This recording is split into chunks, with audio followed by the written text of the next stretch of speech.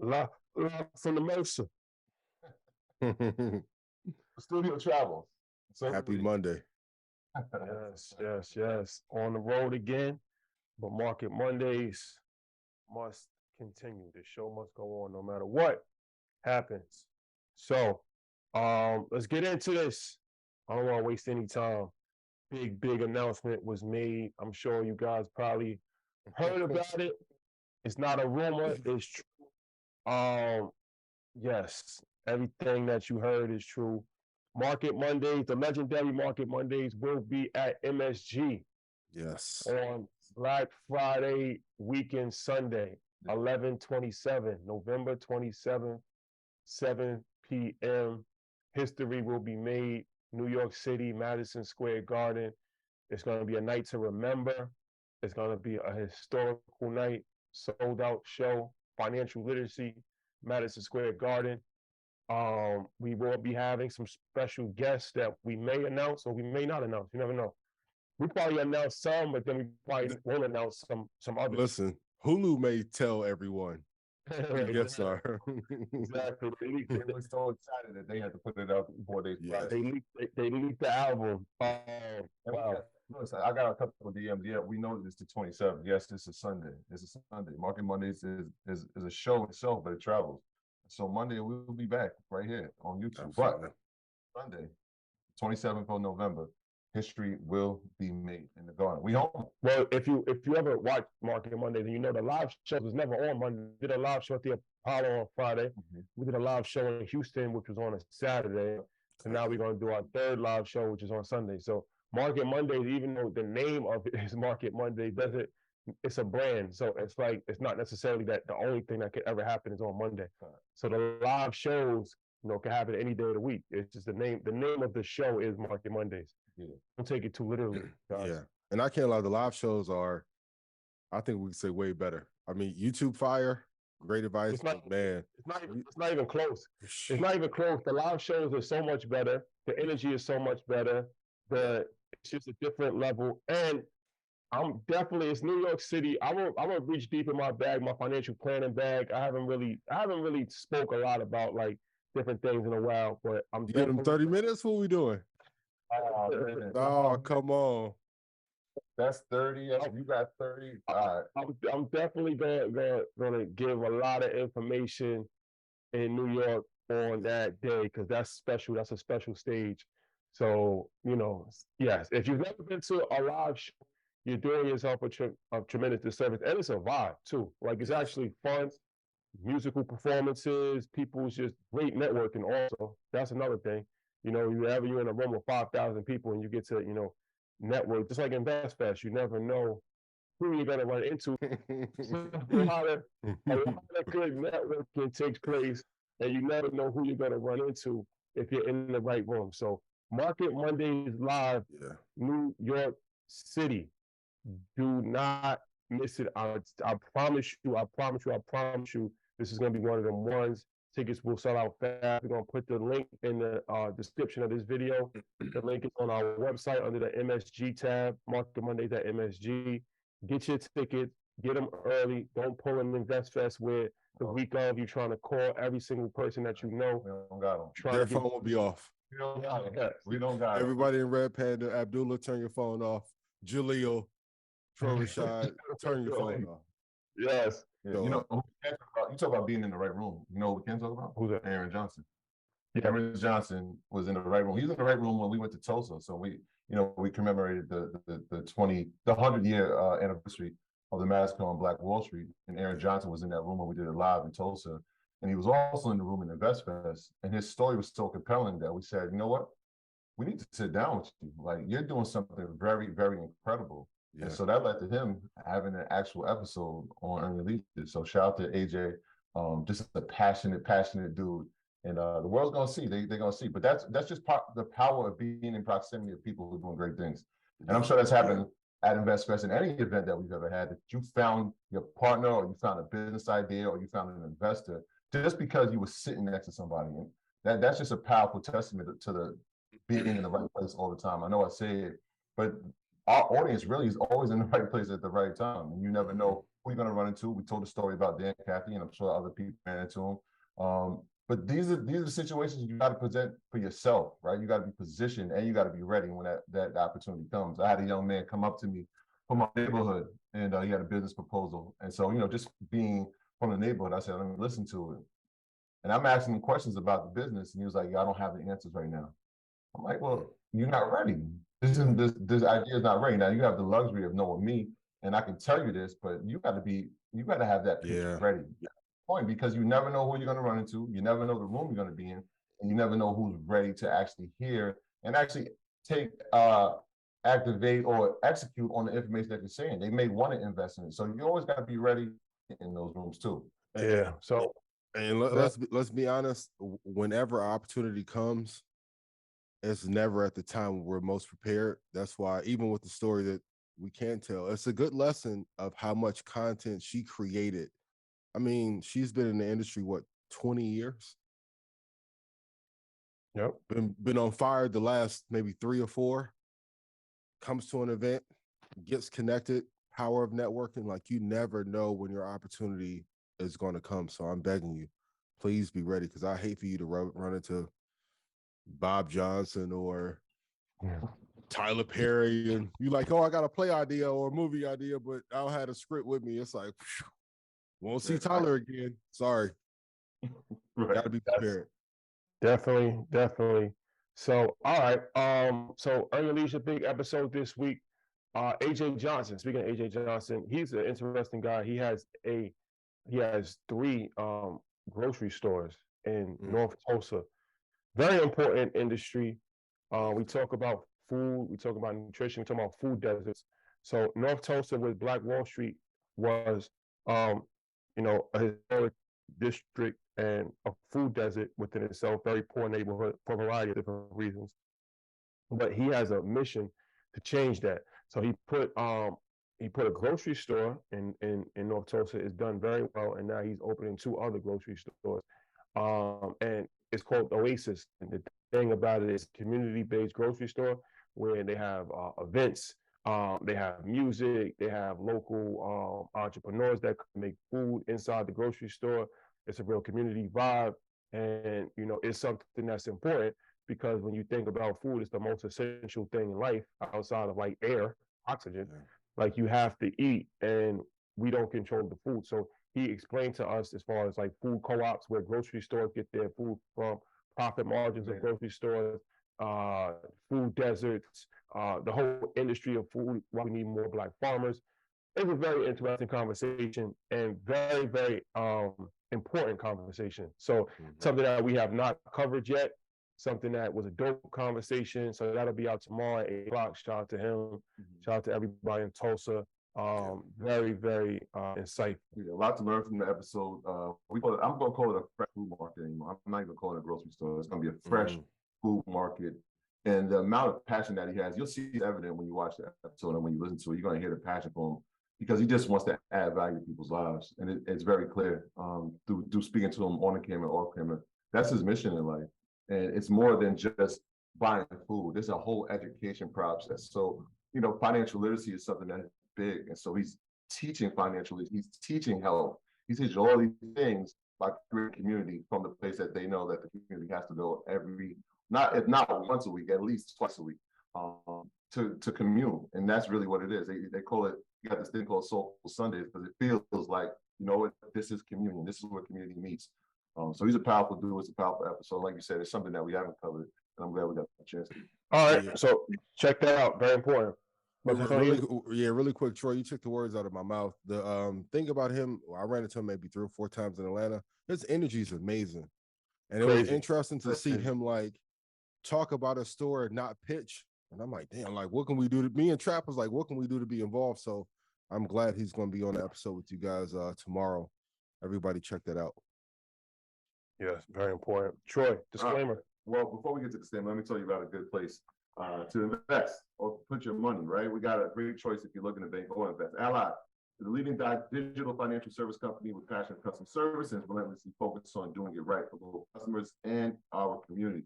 Ally's giving our Market Money viewers and listeners a special offer on ally.com/UIL so that you can save, invest, and spend on the things that matter most to you. Again, that's ally.com/EYL. For everything we need, we're all better off with an Ally. Securities, products, and services are offered through Ally Invest Securities LLC, member of FINRA, SIPC. Shout out to the good folks over there at Ally. And of course, y'all know how this works. This is the disclaimer. Do your own research. Our content is intended to be used. It must be used for informational purposes only. It's very important you do your own analysis for making any investment based on your own personal circumstances. You should take independent financial advice from a professional in connection with, or independently research and verify any information that you find on our show and wish to rely upon, whether for the purpose of making an investment decision or otherwise. This is a message brought to you by the good brothers at Earn Your Leisure and the good brother Ian Dunlap, the master investor himself. We appreciate y'all. Ian, any thing you want to say before we get started? Stock Club tomorrow at 9:30. Tune into the episode tomorrow of EYL. Amazing episode. Health is wealth. That's one of the things that he stressed the most. And get your tickets for InvestFest Euro and Market Mondays in Madison Square Garden. Yes, we ain't even talking about InvestFest Euro. We're going to talk about that later on. All right, let's talk about this. The market woke up and the market was in shambles, down over 400 points on the wake up. Okay, so it was a nice rally for the last couple of weeks. Yeah. So what does this mean? Does it mean that it's over? How should we be looking at this? What's going to happen? Like, what's the deal?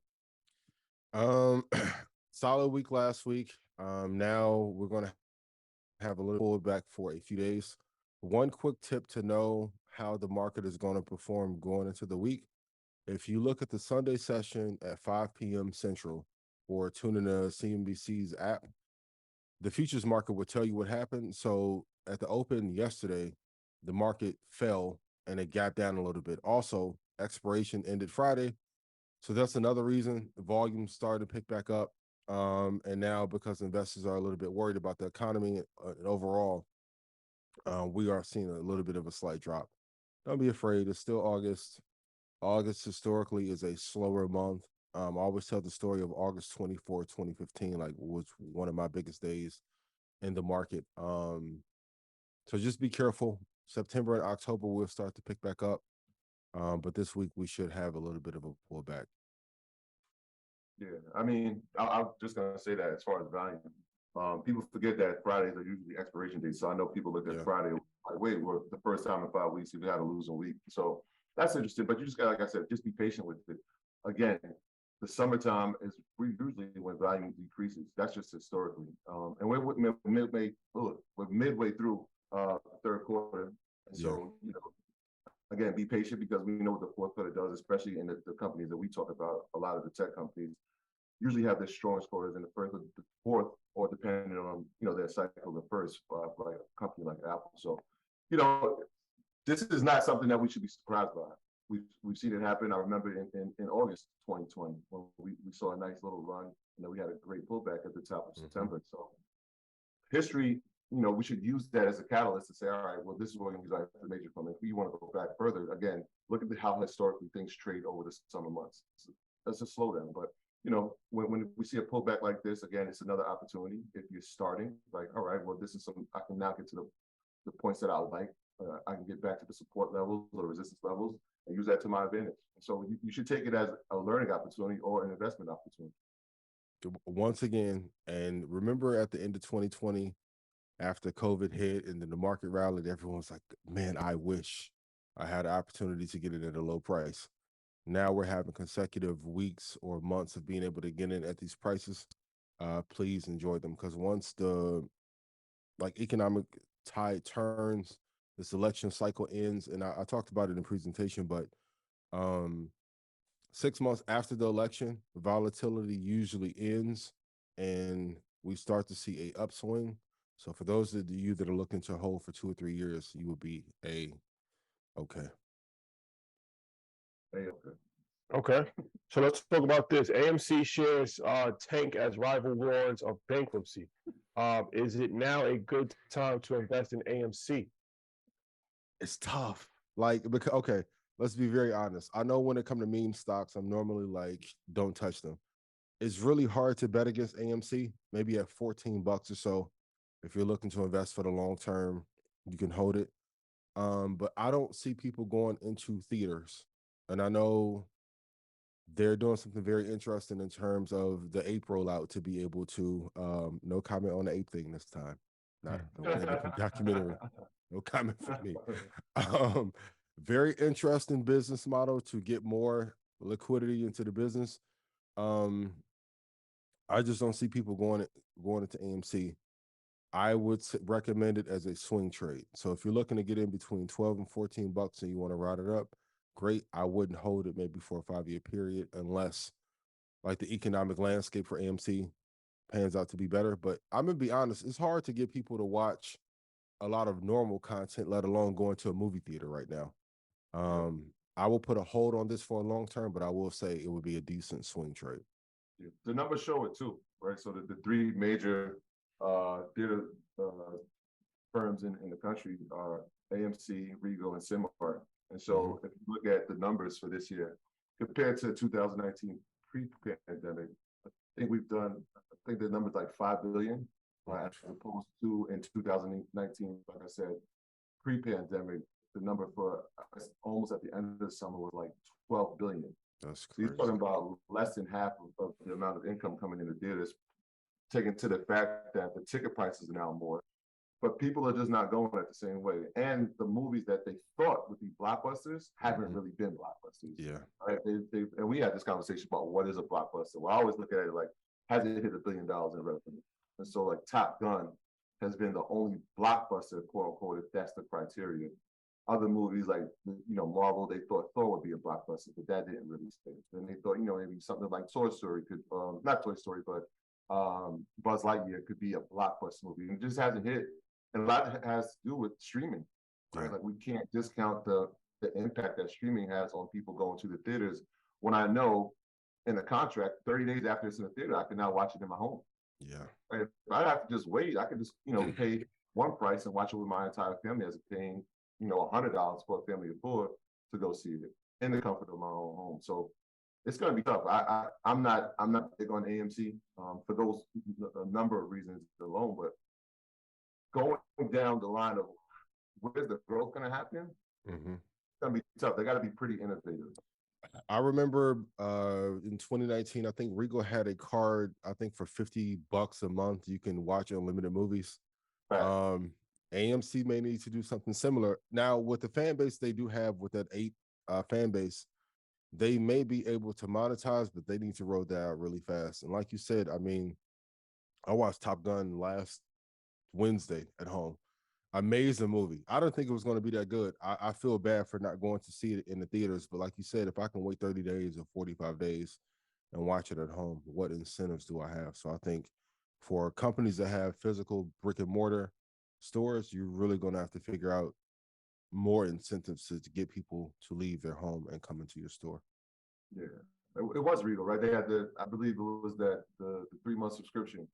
I should have got it. And it was unlimited films, but you only could go like at certain times. Like you have to go like when I think from 10 to 2 or something like that. Yeah, so, never on the premiere day or something like that. Yeah. I mean, we're in Hollywood right now, so the landscape has definitely changed. When you look at film, it went from movie theater. Well, it went from like blockbuster, movie theater era, DVD era, streaming era. But what's next? That's the question. That's what I want to ask you. You transitioning Hollywood shoddy, right? What's next? That's the question that people have to start asking, because nothing lasts forever. And okay, we're in streaming, but we've been in streaming for a while now. So at some point, there's gonna be something after streaming.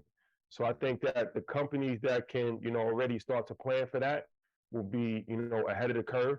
And that's a conversation worth having. Like, what is the next form of entertainment after streaming? I think we tapped into it, but I don't want to say it too early. Do you think the content houses like Netflix, and I know some people hated my Netflix take, but currently have $27.7 billion worth of liabilities?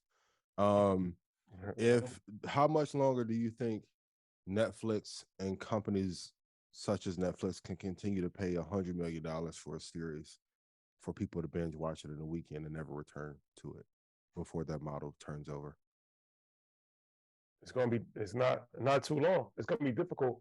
Yeah. It's gonna be difficult. And that's why those companies like Disney have such a strong advantage because when you talk about vertical integration, they're not just relying on content. So when you look at Disney, you have the theme parks, you have the cartoons, you have Marvel, you have so now it's like you can utilize ESPN. exactly sports. So now instead of just one missile, you got 10 missiles.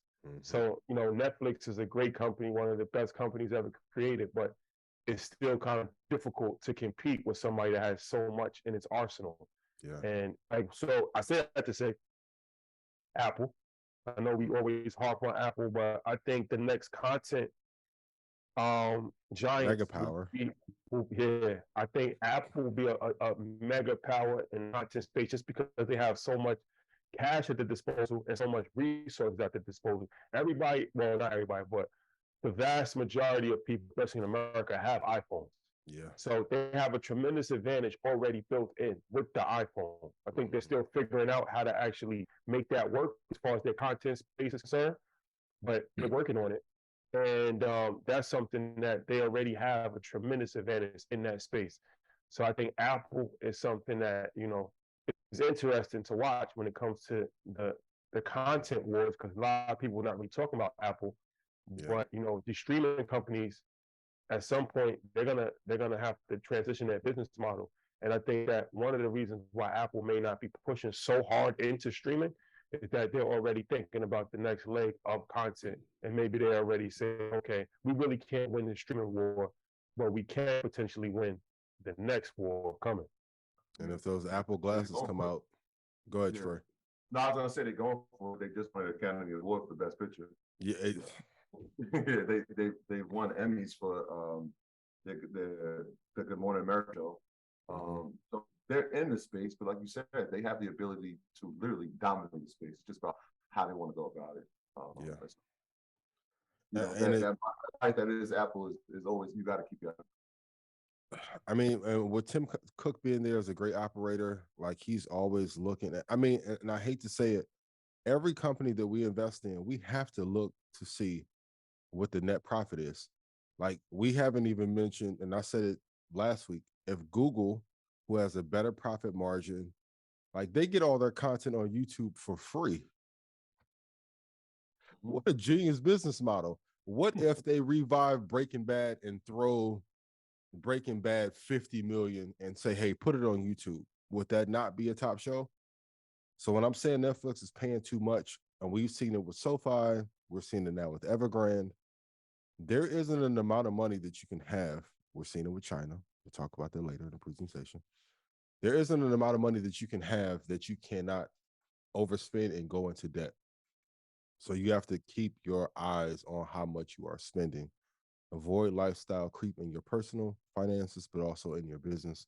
Like Netflix is a company, but when you're spending that much money on content and people are complaining about spending $13 to watch $15 billion worth of movies, you have a horrible business proposition that isn't going to last long. But shout out to Apple. And they missed the opportunity for live sports. Like that's a big one. They missed the opportunity, and it may not seem like much, but Amazon getting baseball contracts. They got Thursday Night Football. They missed, like Disney already has Hulu under the umbrella. They have ESPN under the umbrella. So, I mean, the number one thing watching the country is always the Super Bowl. Yeah. Right. Well, it's usually sporting events, right? Most people gather around to watch those things. So the opportunity to have that, I mean, they missed the mark on it. Or even college sports. Like, how have you not went there? There are certain markets that are going to be everlasting, that are always going to have support. So I think, it was a huge mistake to be able to miss out on that. It would have been great if they would have been able to get rights to the Super Bowl. But yeah, they have to restructure. And I know they're trying to make a move into gaming. It's a little bit too late. You have some fierce competitors in Apple, gaming, Microsoft, Sony, PlayStation. It's kind of tough. And I also think that it's one of these things where Netflix, you have to pay. It's a subscription-based model, right? But in history, the free content has always been the most valuable. If you really think about it, like even if you look at TV, like NBC, ABC, Fox, that's where the giants play. Like, of course, you know, HBO, Cinemax, things of that nature. But I look at it like, and the best companies do a combination of both. So if you look at, you know, Disney, yeah, they have, you know, ESPN Plus, and they have these different streaming services, and even ESPN might not be part of your basic package, but you know, when you have ABC, different things of that nature. So it's like, earn your leisure. We have content that is free. Most of our content is free. If you want your handheld and you want more, you know, Direct exclusive guidance. one-on-one guidance, then EYL University is a subscription. Red Panda, same thing, right? Where you have Market Mondays, which is free. So now the best business model is a combination of both. That's the best. Might clip that up. That is the business. I mean, Terrace came and said it when we were in Miami. It's like, even with AMC, if Breaking Bad and Walking Dead were behind a paywall, they would have died in season 2. You have to have a free way to drive them in and then back it up with a subscription on the back end. Yeah. So, and like I said, you know, when you look at a company like Disney, they've done it. They've done it, and I don't think people even pay attention to that. Like, they have free, most of their content is free, but then they have pay as well. So I think, you know, Apple is going to follow that business model, and that's the part that Netflix is going to struggle, because once you come out and now it's kind of hard to have Netflix is free now, because your business model is based only on subscription-based model. Yeah. So how do you compete? Like you said, how do you compete with YouTube? How do you compete with things that's actually free?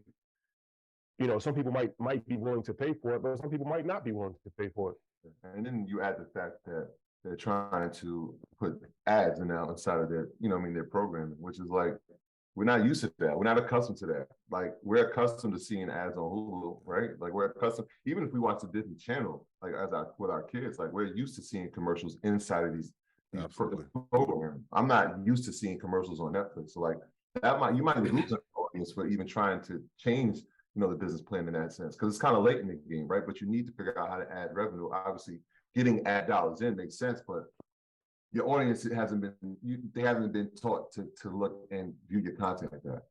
Yeah. And they can't do the Coming to America too and just have product placements everywhere. Oh, that was one big ass. Shout out to Eddie for getting every bag on earth. Oh goodness. But like, you have to learn to adjust.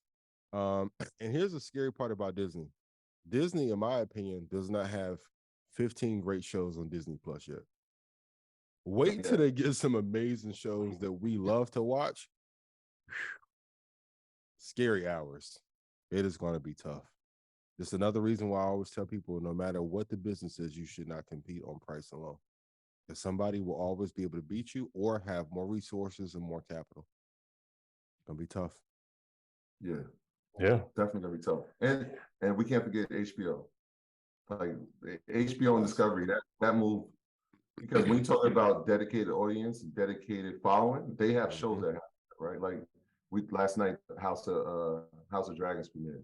Like, if you look at the pay scale of how much money that the Game of Thrones has brought to the network, we're talking over like $3 billion.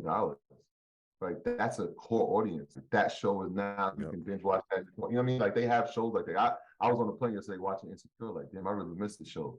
You know what I'm saying? But you just got a core audience of following, and they have those shows they historically have had, whether it was The Wire or Sopranos or Sex and the City. They just continuously put out good content. And so now it makes sense that they can house it because people are going to follow it and watch it. Yeah. And of course, companies smartened up. And the crazy part is Netflix was an innovator, but a lot of times the part that people miss about innovation, sometimes the innovator ends up with arrows in his back. So once companies smartened up and said, well, why would I license you my content for you to make billions when I can put it on my own platform and make billions and slowly eat away market share? You have to figure out a way to create something and do something that no one else in the world can do. For HBO, it is to make timeless, amazing shows every single decade. I have no clue how to do it. Disney, that market that they have with children, to grab them from 3 years old to mature them all the way through 35 years old with ESPN. Amazing. I think at some point Microsoft will probably put in a bid to buy Netflix if they go underneath $100. Interesting. Interesting. Not a hot take. It's just a business case study of what could happen. Yes. Yes. Yep. All right. Let's talk about this. Let's talk about some topics. Troy, you said something to somebody yesterday about CrowdStrike. Yeah. That you like CrowdStrike. Yeah, I'm always going to say that, right? And I said this a few months ago when we were at the peak of the Russia-Ukraine conflict. In times of conflict, security becomes the priority, especially for countries that are in the conflict. But it becomes a world issue, right? Because that's when you see cyber theft. That's when you see cyber attacks. And so I've always been a firm believer in it. But CrowdStrike is, if we talk about the top 2 companies in the space, yeah, CrowdStrike, Palo Alto, Zscaler, these are the companies that we're talking about. And so cybersecurity is something that we're always going to need, right? As businesses become more digital, as the world becomes more digital, we need more protection.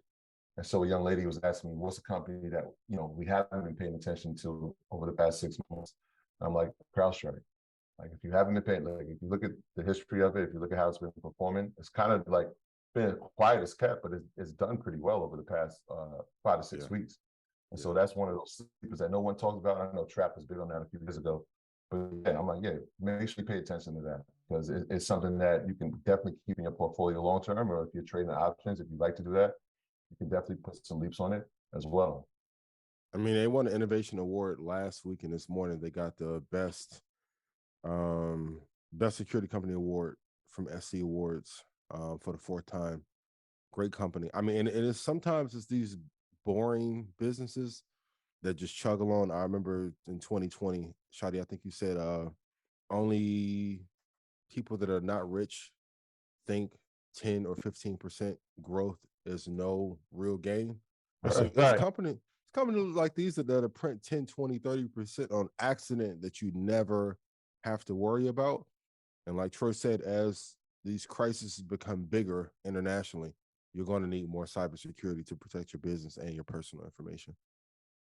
Yeah, very true. Very true. And it's one of these things where security has always been probably the biggest thing in the world, going back to ancient times as far as like armies and different things of that nature. So it's like the wars that were fought previously were military wars. The wars that are going to be fought in the new world are going to be cyber wars and biotech wars.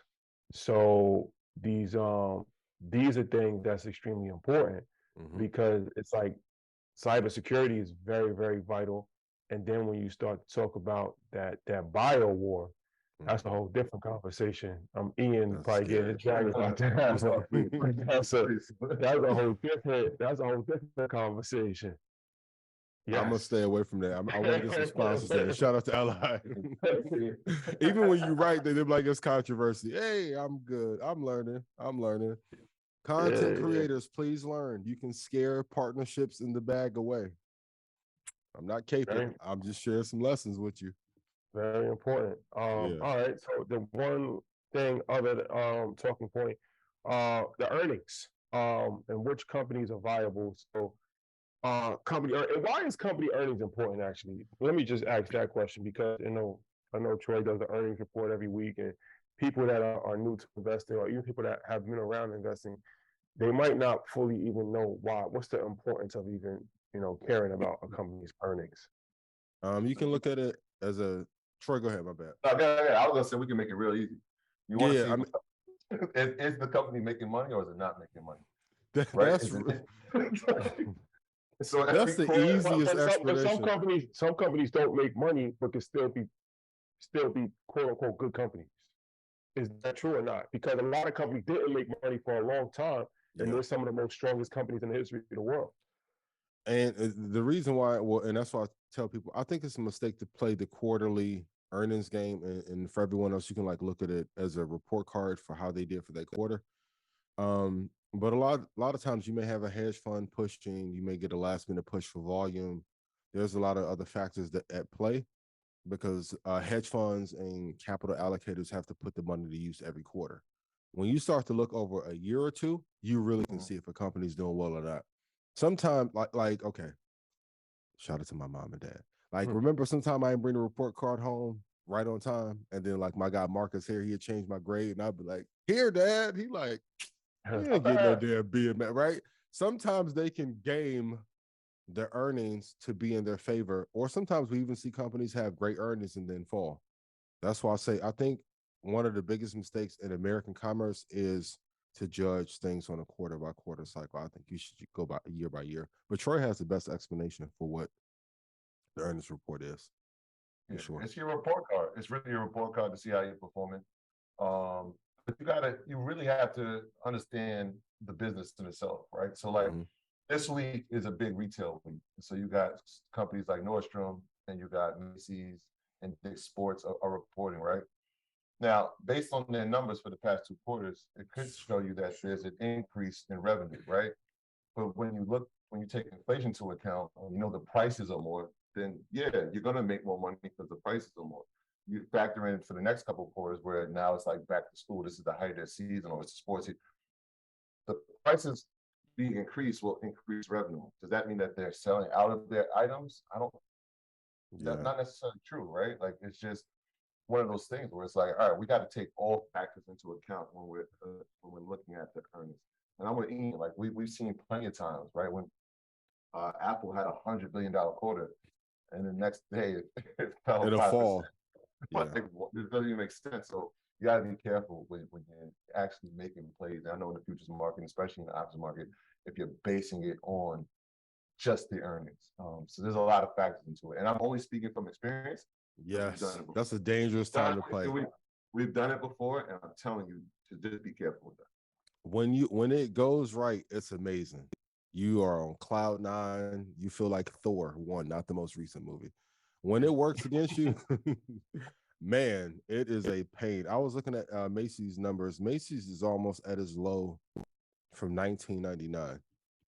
And it goes back to, okay, before the pandemic hit, what incentive did you have to go to Macy's, Nordstrom's, Bed Bath & Beyond, we can touch on that, AMC, Regal Cinemas?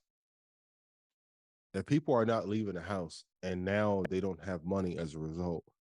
A lot of retail companies are going to be in a lot of trouble. The luxury companies will be fine. Shout out to everybody I saw in Atlanta at the Best Festival, Balenciaga going, Gucci head to toe, right? Not mad at it if you are a profit maker. Shout out to Earn. Earn had on drip, but Earn provide good results, right? Okay, I understand it, but the luxury companies will be fine. But for those that are competing based on price, please get them out of your portfolio. And if you walk in the Macy's, it looked like a tornado hit it. Yeah, they closed. No organization, no sale. And once again, I would always ask you guys, when you go into a store, just ask the manager, hey, how's business going? If they get you know things are bad. You know things are bad. I do want to squeeze in one more question for you guys. What are the top 3 mistakes that you see content makers, whether big entities like Netflix or those just starting out trying to make podcasts? What mistakes do you see people making that they should improve upon? Lack of originality is extremely important, and I feel like lack of originality is something that you can't buy originality, and that's something that it doesn't matter how big a company is. If you're not original and it's not authentic, then the people are not going to champion it. And I think we're in a day and age now where the people have to champion something. It doesn't matter, and we see that in our space. Like as far as like companies, they have to be affiliated with us because they don't have any relevance. And it's like like you think that just because you have resources that you can just buy something, but you can't buy it. You have to actually be ingrained with the community and in touch with the world. So I feel like for a lot of content creators, a lot of people I'm seeing doing podcasts, it's not something that's unique.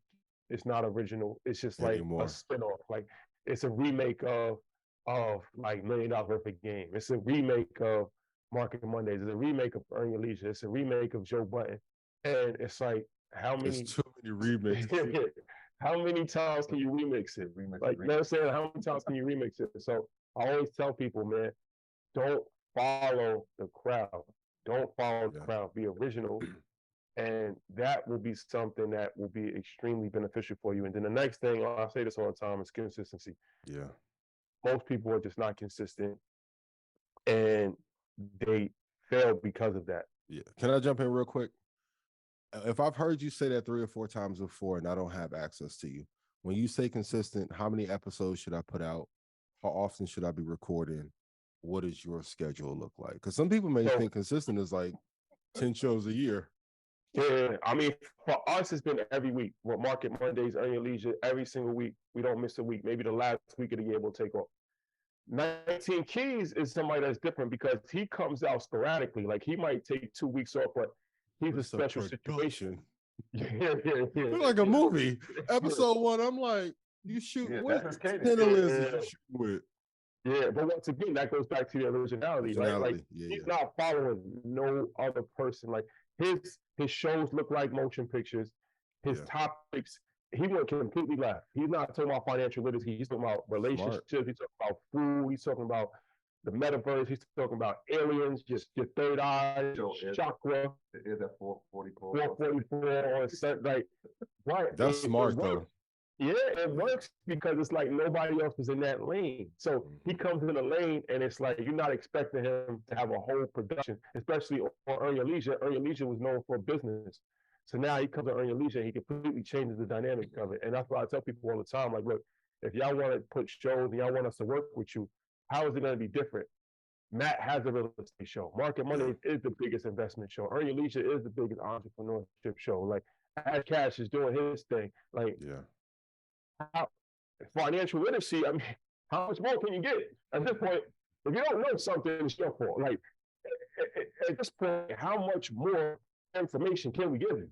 Yeah, and that would be the third thing. So he named those first 2, right? Like being original and being consistent, but adding value, bro.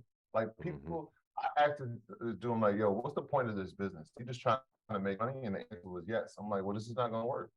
Yeah. Right. Like if you listen to what Barbie told us, it was like, yo, figure out how you're going to impact 1,000 people. Then come up with an idea that can impact 100,000, then 1 million, and then 1 billion. And if you can have an idea that can add value to 1 billion people, you've got something that's uniquely successful, like very like successful. And most people just want to make money, right? So like when it's not working and they're not making money, then you lose the consistency. Yeah. Then you become unoriginal because it's like, wait, that worked for them. Let me try that. I'll be real. It's almost over for podcasts. You're in the mood. Go ahead. If you try to get into this game, you might clip this up. I'll be honest with you. Podcasts are new rappers. It's so many podcasts now. My God. You might want to start thinking. Even like I'm thinking about the next move. Like we pretty much on autopilot right now, but TV timeout. Don't say what you said in the van, though. Don't say that. No. Got you. Okay. Yeah. But it's like, yo, I'm gonna be honest with you. This game is getting very saturated, so it becomes a lot more difficult to break through. It's like rap, like you said. It's like rap. It may not be the path that you want to take, bro. To be honest with you. And I know some of you get mad when I say most podcasters don't make money. I'm not saying it to hate. I'm just being honest. We'll just talk about Black podcasters. Are there 50 Black podcasts that make more than $300,000 a year? That's a high number, bro.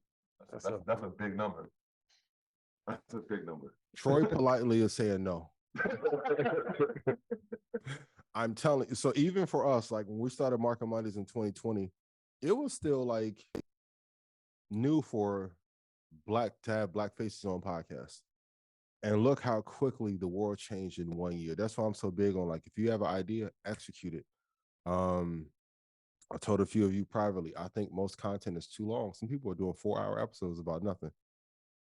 Like, Shop, you're not Nori. Like, it's not gonna happen. Oh yeah. Shout out to DJ Ef. Like, Yeah. y'all got Khaled too drunk. My goodness. Shout out Pierre, man. I saw the episode. Shout out. I didn't see the episode, but I saw the clips. The clips looked legendary. When he had to go back and forth about, he had, take Rick Ross or Trey Daddy, and he cut.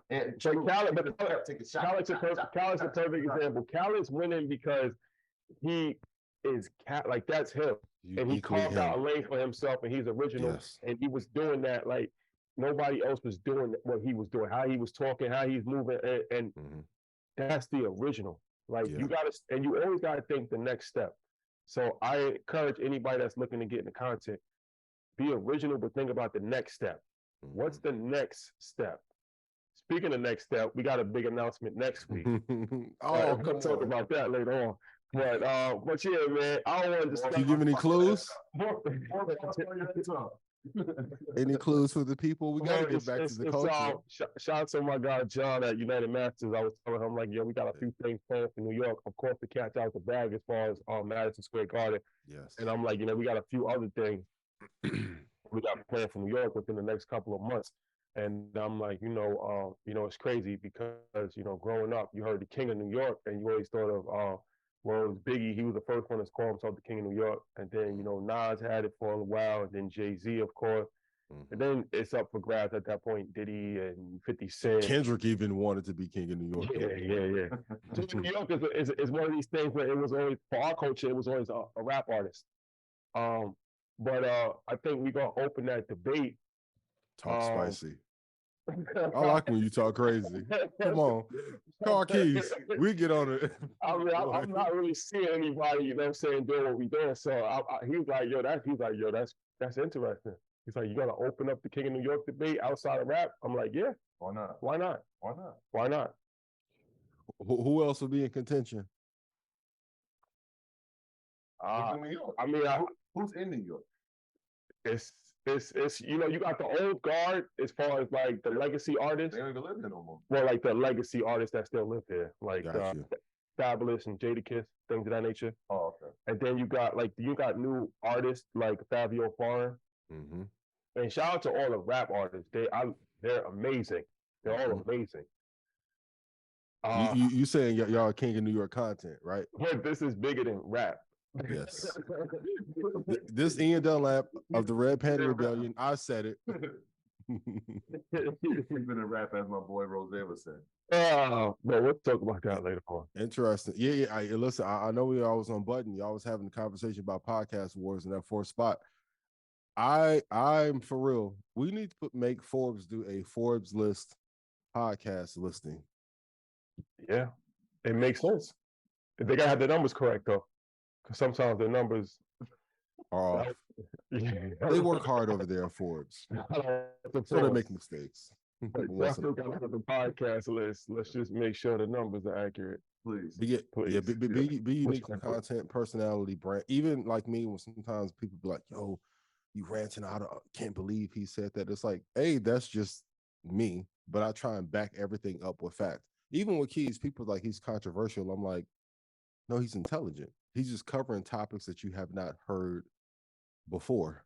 Like even at like Ash Cash Energy and Xander's are like twins, right? He just like a ball of amazing energy, right? Like Jaleel, seeing Jaleel like cook, how creative he is. Like, listen, Jaleel will get Kanye. You think I'm difficult? Ooh, Jaleel. I am the Kanye. I am Walt Disney. I am Steve Jobs. I'll say it all the time, though. But if you're a child of God, how can you think small and not believe in yourself if you truly believe in God?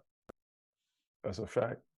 I know people on the street who some of the grimiest, and they believe more than some Christians. So I love to see Jaleel and B cook like just be yourselves. But I'm going to tell you, Shah said it earlier, so I'm going to back his point. And I brought up Loon. Congrats on the deal of Revolt. Loon pace is slow too.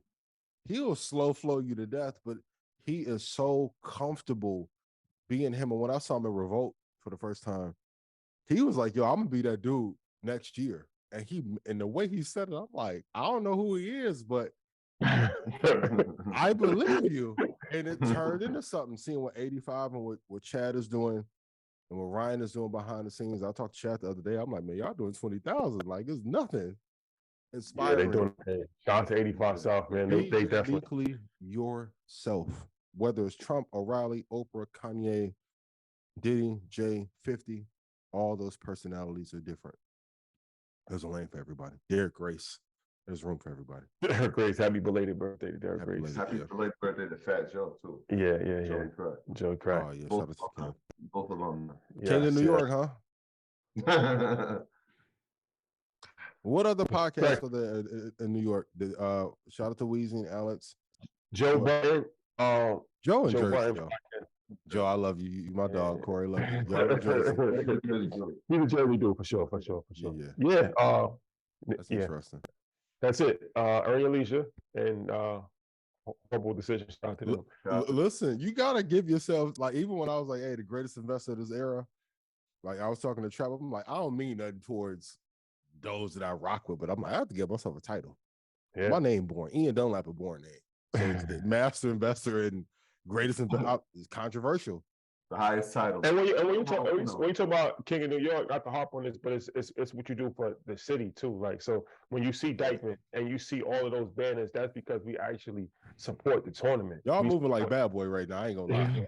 Like, you know what I'm saying? Like, More to come. like you see the vibes. Like you see Thanksgiving turkey giveaways. You see, like I said, what we got planned, what we announce next week. So it's about. Can you give them a clue?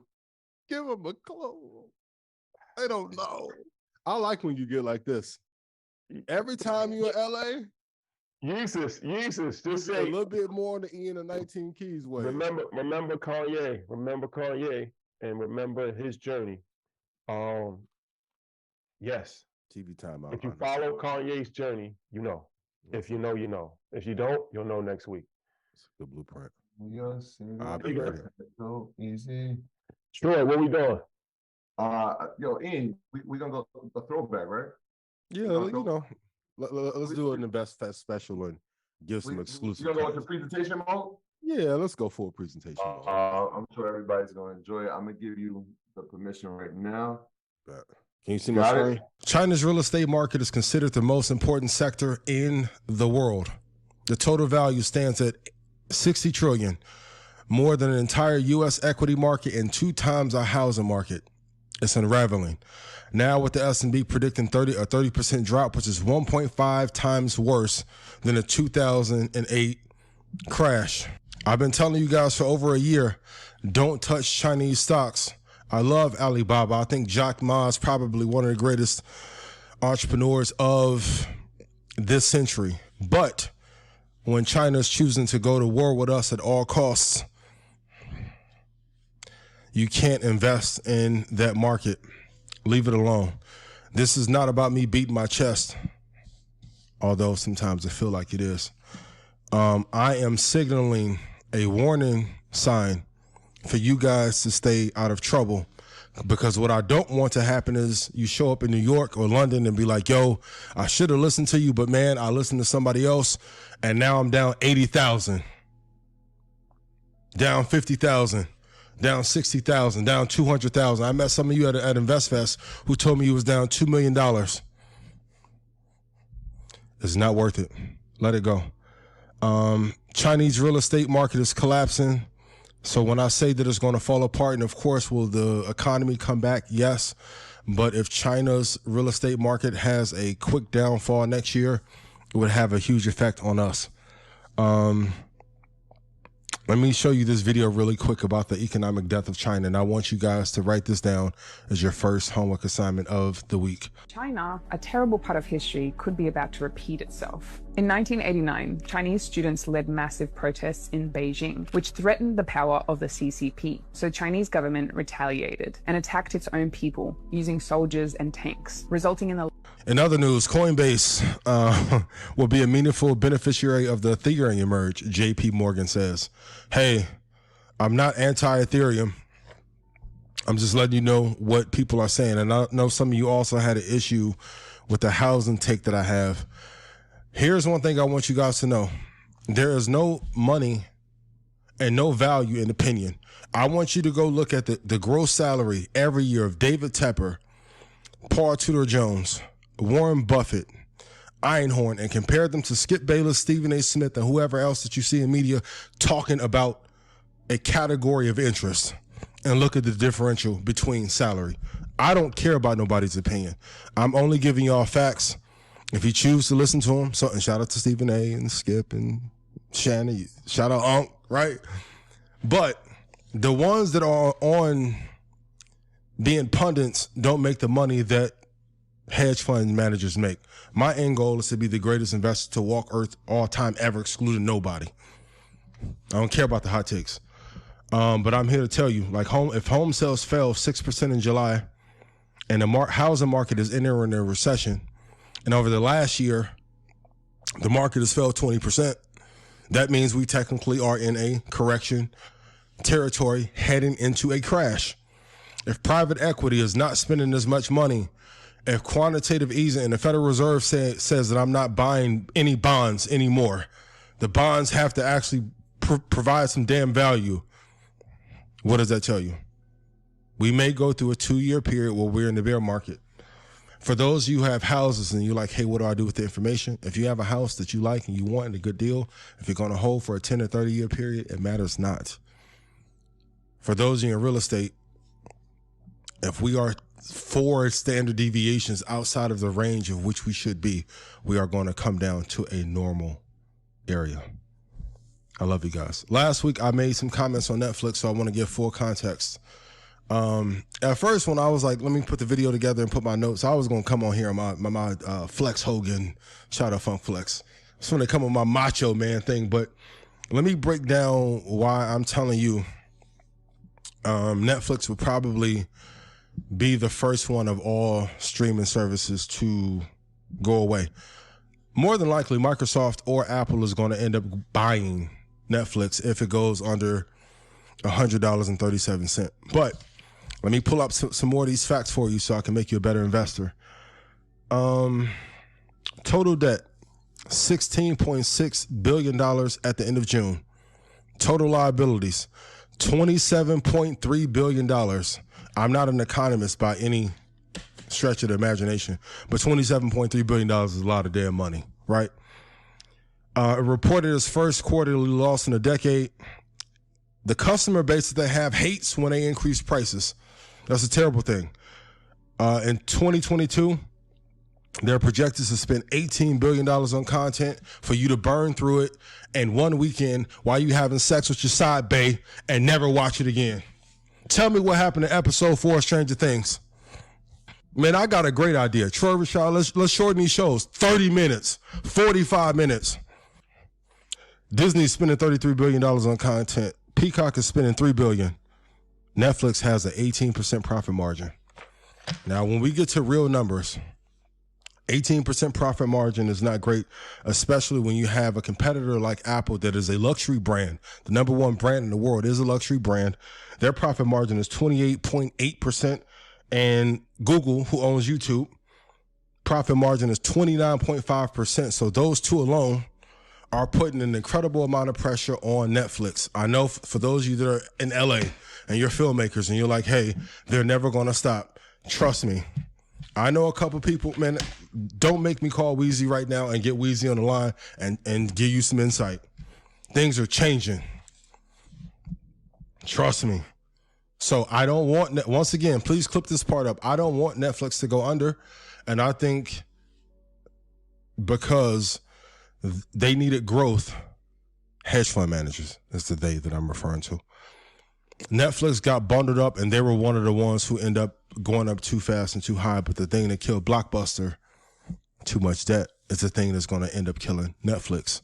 If America is broke and financially broken, why do you think a company that holds that much debt and people are upset to pay $14.95 for a movie that costs $157 million, how the hell is that a good business equation and a good business model? But what do I know? Enjoy. Shout out to my guy, Josh. I saw him this past Thursday, I think, and he made the equation or made the statement that Apple is the perfect stock. And when you look at it, damn near is. If you look, Apple is technically a value stock A growth stock tied in one. They're 5% or 4% off their all-time highs in the middle of a bear market or pullback. They are the largest weighting in the index. So when you buy Apple, you're technically buying the index. They're the largest weighting in the S&P and NASDAQ. They are a dividend stock, luxury stock. Berkshire bought 4 million shares. And I can't name 7 companies historically that has been better in terms of managing a business in comparison to them. I know sometimes people want all these exotic ass companies that are supposed to shape the world, and we'll do chart time later and we'll walk through some. But man, when you guys ask me, I don't know where to start with investing. What should I do? 2 tech, 2 index, no stress. For those of you who like, hey, why do you need 2? They anchor one another. So most investors want value or growth. The S&P 500 gives you value or slow, steady growth. The NASDAQ gives you fast growth. Apple and Microsoft are so big that once again, if they collapse, it would destroy the American economy as a whole. Some of you are now old enough to remember what it was like during 2007 and 2008 when Lehman Brothers went under and it affected the American economy. How many of you, please put Lehman in chat if you heard of Lehman prior to the night? Silencio. So if Apple or Microsoft goes under, it would destroy our economy. These are probably 2 of the safest stocks. And when I tell you, you only need to focus on a few, that's all you need to do. I want to clarify my comments on Ethereum. So Ethereum, $110 is the load the boat price. So load the boat, I would define as the price in which you should buy an investment or asset class at the rock bottom price, where it's at recession or depression levels. So for those of you like, yo, what's up on Ethereum 110? I know. Wait till Vitalik come on here. Boy, I'm gonna shake the internet up. These next 2 years, boy. I told you about Meta and the challenges they would face with TikTok came true. Told you about Michael Saylor potentially being positioned out of his company if Bitcoin got to 20,000. Came true. Told you about Bitcoin going to 20,000. Came true. Told you they will recover in 63 days. Please put in chat, are you here to gossip or are you here to get rich? This is the thing I love about investing and trading and actually being able to trade. Man, nobody's opinion or anything matters not. As long as TD Ameritrade keeps my access and Ninja and Tradeovate and all the other firms out there, right? And all the other brokerages, you're good. I'm not launching a campaign against Netflix or Ethereum. I'm just telling you the truth of where we may end up. But if you don't believe in my statement and my takes, you are more than welcome to take your life savings and put them into Netflix and let's see what happens. And you'll be good. Real quick, let's go through a couple ETFs and a couple stocks tied to China that you can invest in. And the homework last week was, what are the 4 ETFs you can invest in or short if China falls apart? Let's go through a couple of them real quick. And the same thing goes with any asset class. Please write this down. Only invest in the top 4. So if you look at Bitcoin, I'm currently at 21,335. Remember when the world thought it was impossible for us to slide to 20, but if you look at these areas up here, anything in the 60 and 70 range is a no-go.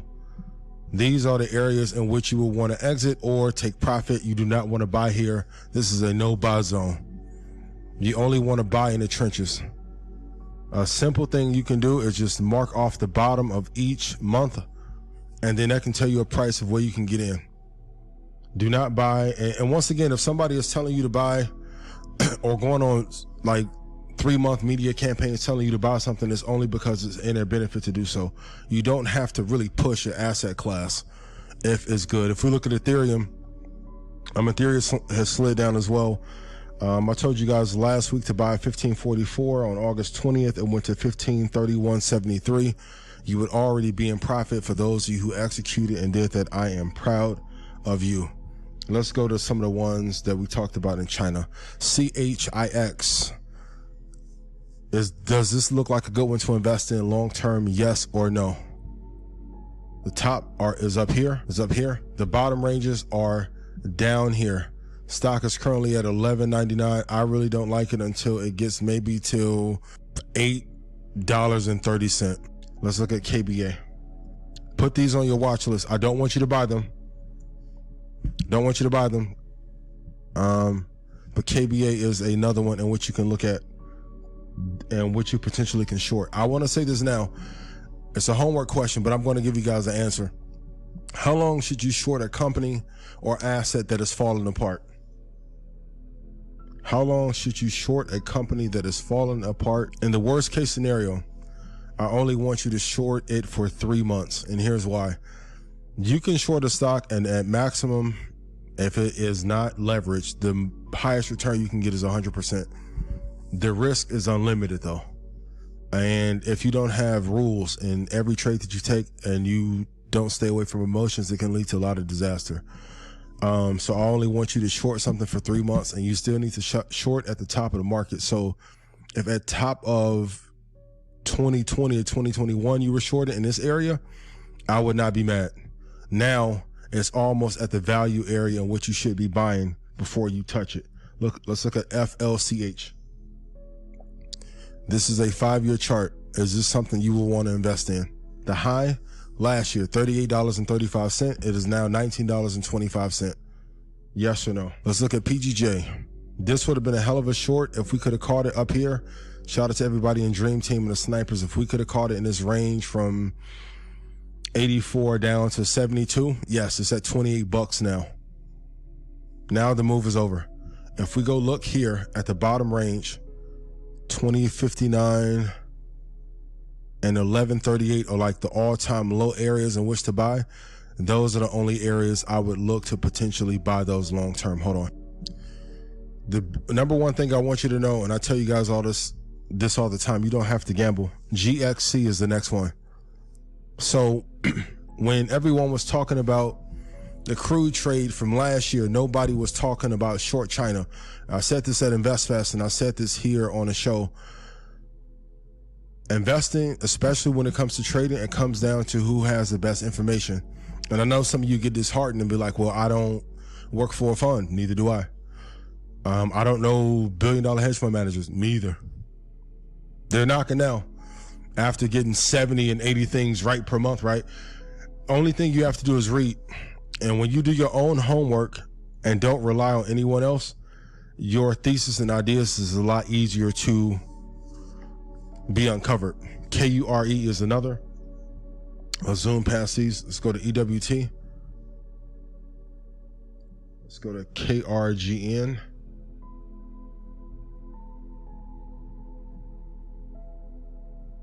It's not there. Let's go to MCH. And it's too new. So let's look at crude, and I'll talk to you about commodities. So when everyone was saying oil was the way to go because the market was falling apart, and we could look at USO, and USO went from 54 bucks up to 90, and then it went from 90 down to 74. By the time you're hearing it on mainstream news, the trade is over. What happened to the guaranteed Kathy Wood ARC play? Everybody who says play to y'all be playing with y'all money. I'm telling you, like, and I know sometimes my delivery is not the best, but man, if I see you about to get killed and you about to get gunned down, am I supposed to whisper to you, you're gonna get killed, I want you to die? Y'all make this so much harder than it have to be. Please, if right now in November, if Russia and Ukraine start to have issues because Russia begins to play with the natural gas supply, what is the trade you should take to profit off of that situation? Please write this down. I need you thinking 6 months to a year out. 3 weeks is not going to cut it. And trust me, if Apple falls apart and is no longer one of the top companies ever, I'll be the first one to swing that banner and swing that flag and tell you, hey, it's over with. It's dead for Apple. I would love to. In the interim, though, continue to buy them. Like I said last week, if Michael Saylor would have just held on to 2 Tech 2 Index, even though his prospectus was based around Bitcoin, he would still be alive today. And it's a bunch of hedge funds who don't like him. If you ever saw Billions, you know the game that they're playing with Michael Saylor, because they don't want him to get control of the industry and get higher returns for clients the same way they didn't want Kathy to, because if you got 25 to 30% return a year for a client, now you fuck up the entire industry for a whole bunch of people that cannot trade. You have to understand who the enemies are of the people you're investing in. And as Peter Lynch once said, you cannot be a superstar analyst, an investor, and be a media darling at the same time. It's too damn hard. You end up putting arrows on your back to stop you from actually getting the gains for your clients that you need. I really just want you guys to be able to win on demand. These next 2 to 4 years are going to be tough. And given the political climate of not having some amazing candidates, things can get even tougher. But a harsh truth is the inability to listen is going to cost you millions over these next 5 years, because a lot of you would rather be popular than to be profitable. And boy, I'll tell you, when that cash coming in, that popularity, that shit shoot up a little bit faster. Shout out to the parents. I'm sorry for cursing. I'm gonna do better. God ain't done with me yet. My baby Xander told me he want me to quit too, so that's my new thing. But I want you guys to stop focusing on being popular online and focus on being profitable, because a lot of the people that you're looking up to are dying on the inside because of the games that they have to play being in the industry that they are in. Go ask your top 10 celebrities that you love and ask them, are you happy with where you are? And watch how they hesitate, and then throw on the Hollywood active. Yes, I always dreamed to be here. And when I was 9, I used to twirl around in the mirror and dream of twerking for $2 only fans. Okay. Let's go to announcements real quick. Of course, I want you guys to come slide through London for InvestFest Euro movie. Market Mondays in Madison Square Garden. The rebellion will be in full effect. A bunch of surprise guests. I cannot wait to see y'all there November 27th. I know I never did the birthday sale, so I'll activate that Wednesday and I'll run it for the rest of the month and part of September, so you guys will have time to get in. You can catch us at Future Proof with my guy Josh Brown, September 12th, and we will be doing a live version of Market Mondays there. You know, shout out to Nick Cannon, shout out to Cliff. A little while in that episode coming soon. I mean, hey man, I'm telling you, stick with us. And some opportunities for those of you in the rebellion are going to open up real soon too. And I want you guys to do me a favor and go rate the podcast and give it 5 stars. I love you guys dearly. You guys have asked about water ETFs. We're getting shortages all across the world. And the only one that I really love is CGW. Let's go look at the chart real quick. So here is CGW. Once again, 2 tech, 2 index. If you choose to invest in anything outside of that first, you are making a mistake. CGW slid down from $60.90 to a little bit above 45, and now it's at $49. We are seriously going to have to face and fix a couple of big problems in the United States. Water shortages are going to be one of them over the next 5 or 6 years. So you want to stay out of this zone up here for sure. And you want to look to buy around these zones down here, the $28 to $40 range.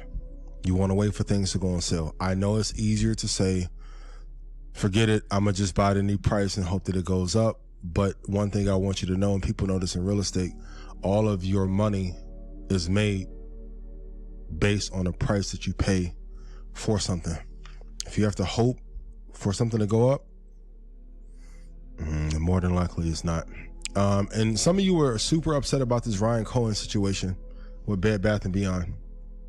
And I know he made the statement that he's tired of small investors getting taken advantage of. But if we go back to pricing, as we talked about before, let me pull this up for you. You never want to buy off hype. Please write this formula down. First, I want you to look at the 5-year month chart of any company that you're choosing to invest in, number 1. Number 2, if the high was not within the last 2 years, it is not a good company to invest in long term. All my swing traders and all my traders, shout out to you to do Forex trading, and if you leveraging crypto, you see this all day, right? So the white candles are upward or bullish candles. The yellow candles are down or bearish. It hit these previous highs before. In January 2021, it got to 53 bucks. In June, it got to 44 bucks. This year in April, it got to 30 bucks, and it slid all the way back down to $4.08, and it shot up to 29 bucks. If you just walk through Bed Bath & Beyond, right? Even back in the day, like when I was in college and they would send out them 10% off coupons to everybody in America, like discounting products that are already discounted is not a good business model, right? But anytime you see someone start to hype the meme stocks up tremendously, the downside is greater than the upside. Truth be told, Ryan is just doing what any investor is going to continue to do and should do. And they have found that if you have a community behind these stocks, that they can use you and your family and your friends and your capital to allow their liquidity. So he got out and everyone else is holding it.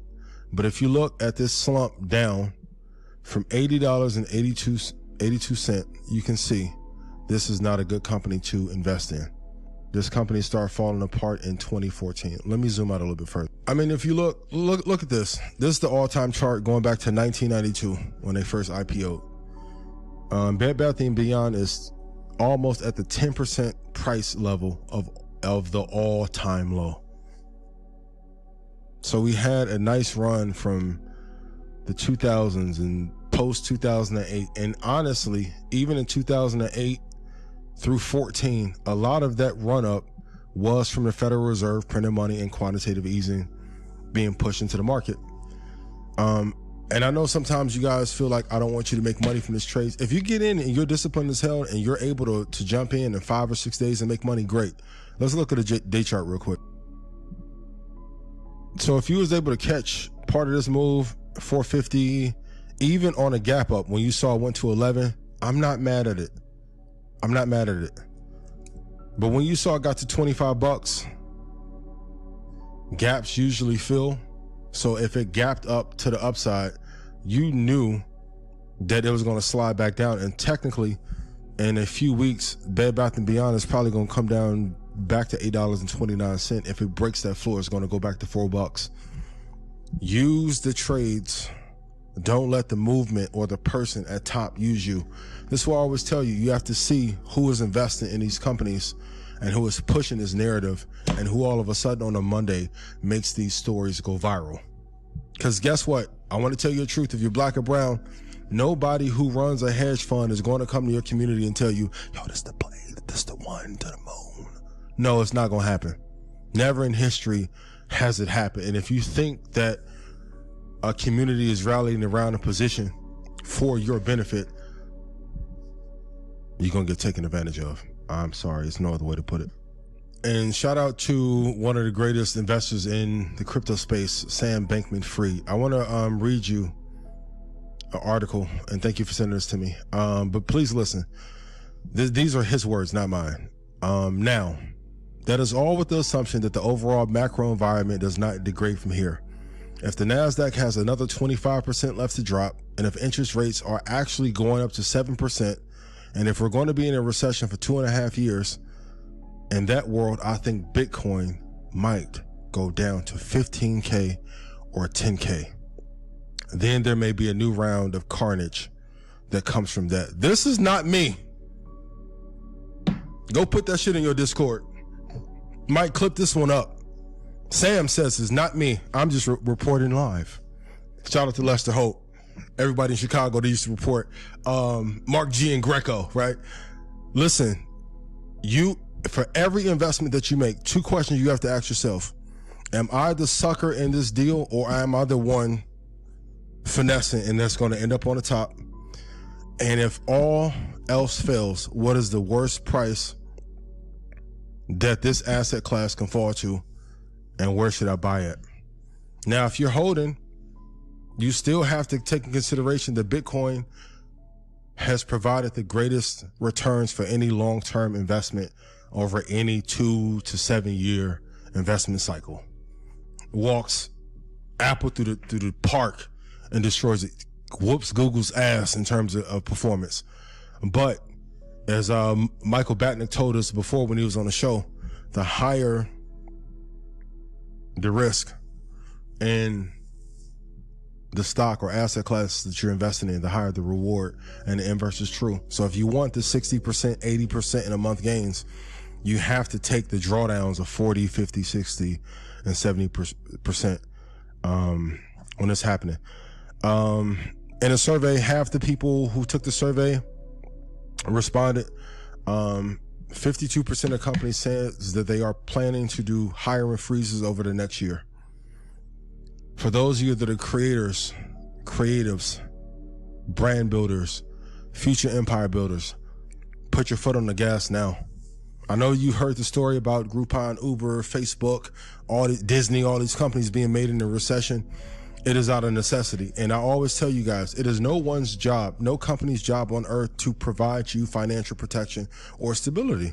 The purpose of a company is to make money for that company to take care of their family. That's it. That's what commerce always is. That's what American capitalism will always be. And they'll put a cute veneer on it and tell you it's something else, but it's not. It's not. Now let's get to some trading tips. Number one, I want you to print out your chart every single day.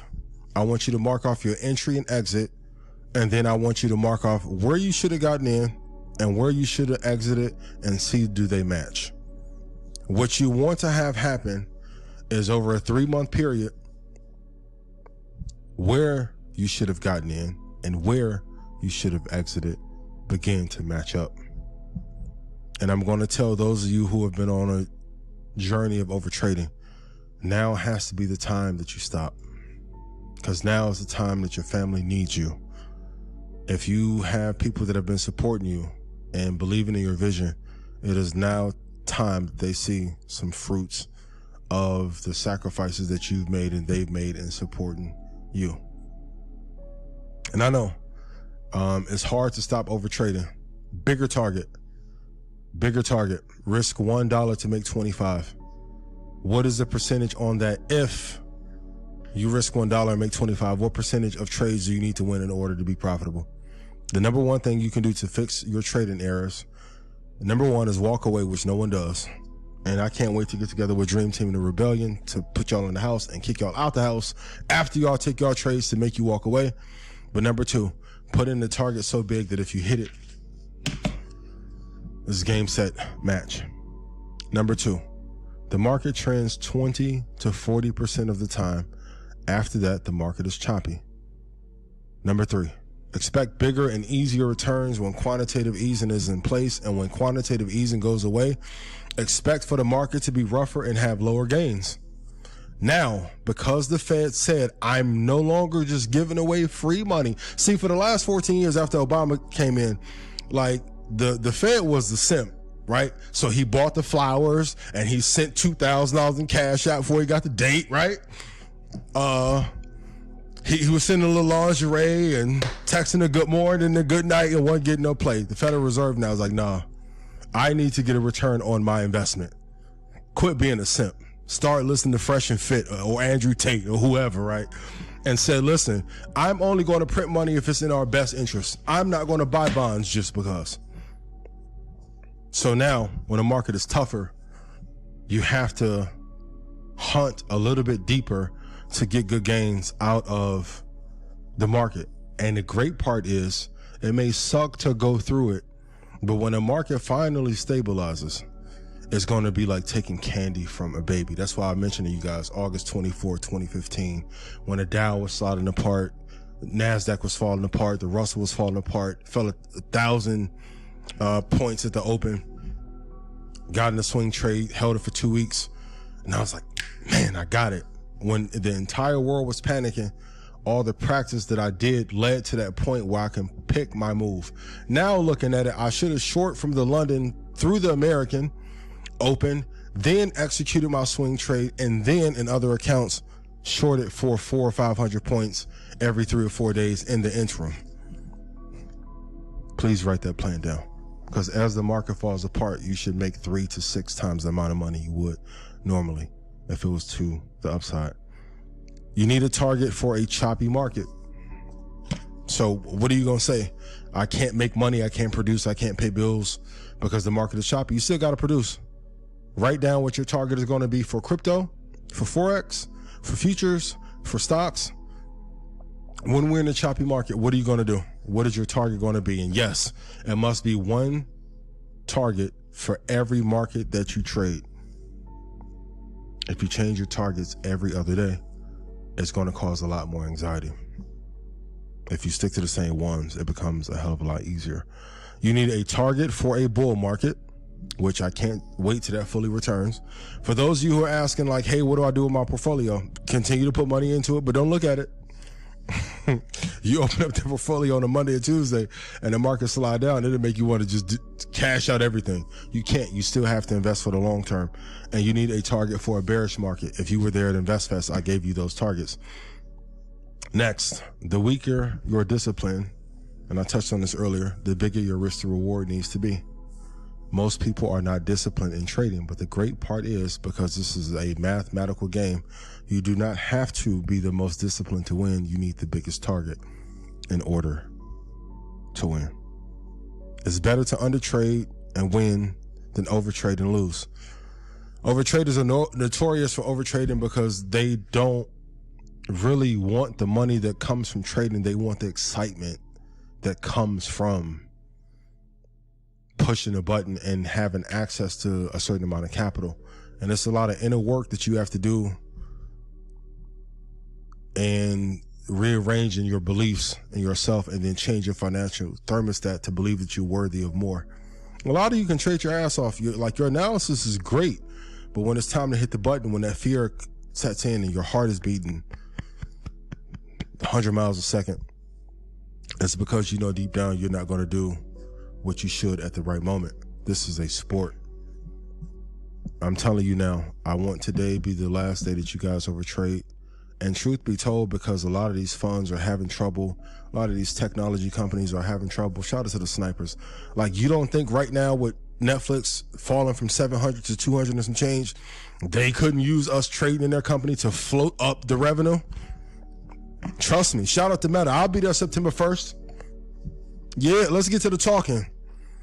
That y'all are going to see me manifest what I talked about. Shout out to the squad. You're going to see me right now. Shout out to Boosie. Unlock my guy account and my IG live too, right? But right now, there may be 100 companies that are publicly traded that have no issue with cash flow or revenue. Imagine how much of an impact you can have if you just stick to your system, and how many people in your family, your community, and your business community in the world you can help. The choice is yours. Business owners, brands, and creators, please set $5,000 to $10,000 a month for long-term investing. If you invest $10,000 a month for a 21-year cycle, you'll walk away with $11.3 million if you get a 12% return. And let's be honest, for most business owners, you can snatch 12% return out of your company alone. For those of you in real estate who are in business, please don't let people tell you that you don't know investing. If you know branding, if you know how to build a company, you know what companies are great and you know which ones are terrible and which ones are going to fall apart. People love to tell you that you don't know so they can monetize off of your perceived ignorance. But if you're out here building and you have a big fan base and you already know what the top electronic vehicle company is or the top fashion line is currently, you already know how to invest in the market and you'll be good. And I have to say this for traders, please do not bet the house on any one trade unless you have a track record of winning 100% of your trades. I know it's fun to gamble and not have a stop and to throw all your money into one trade and potentially make $50,000 or $60,000. And a lot of people over the last 2 years preyed upon you guys about that. You don't need discipline. You don't need long term. You don't need Apple. Great. And then when you lose all of your money and they don't know how to trade options, what happens? When they don't know how to trade penny stocks, what happens? I'm going to tell you honestly, people who are good at the craft, and this is why I love when like BitBoy came on and everyone thought we was going to have this big clash, right? One of our best episodes. Everyone who can actually invest and trade all feel the same way. And I'm gonna tell you like this, men that are actually making money are too busy making money, and from the money, women are going to come and they're having too much sex to bicker and argue with people about trading and investing. It's a lot of people who are trying to angle towards you guys because they see it's an opportunity, and for the first time in history, like, we figured out a formula to even get black men interested in investing. There's a lot of money there in that. Stop letting people trick you out of your spot. Please put in chat, I deserve to be happy, I deserve to be rich, I deserve to be free. And in this journey to freedom, a lot of the battles that you're going to go through, you're going to have to block out the people who don't care about your well-being and who are just trying to use you to get to the next level. Take any indicator off of your screen that does not allow you to take a trade off of it. So when you guys have RSI, I'm like, if you are using 70-30 or 80-20 RSI, 95.5 is much better.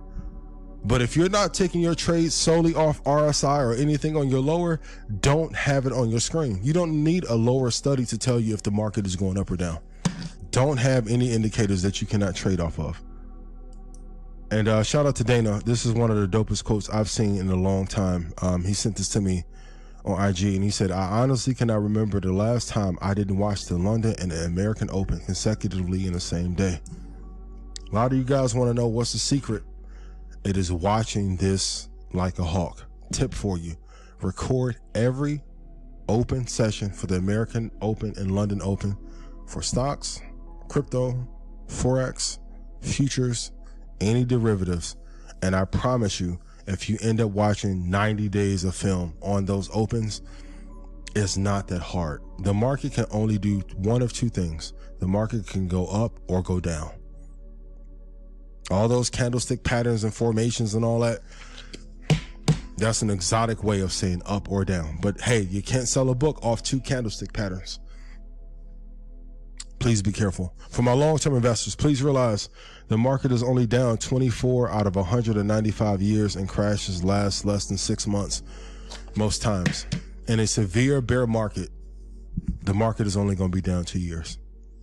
So 99 through 2001 was really rough. 87 through 89 was really rough. But even in the crash in 1987, the market ended up for that year. Please stay focused on investing for the long term. Investing is not hard.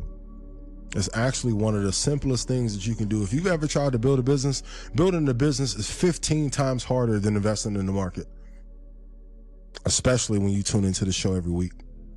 2 tech, 2 index, no stress. VOO, VTI, Apple, and Microsoft. Buy those 4. If Apple and Microsoft fall apart, I will be sure to tell you.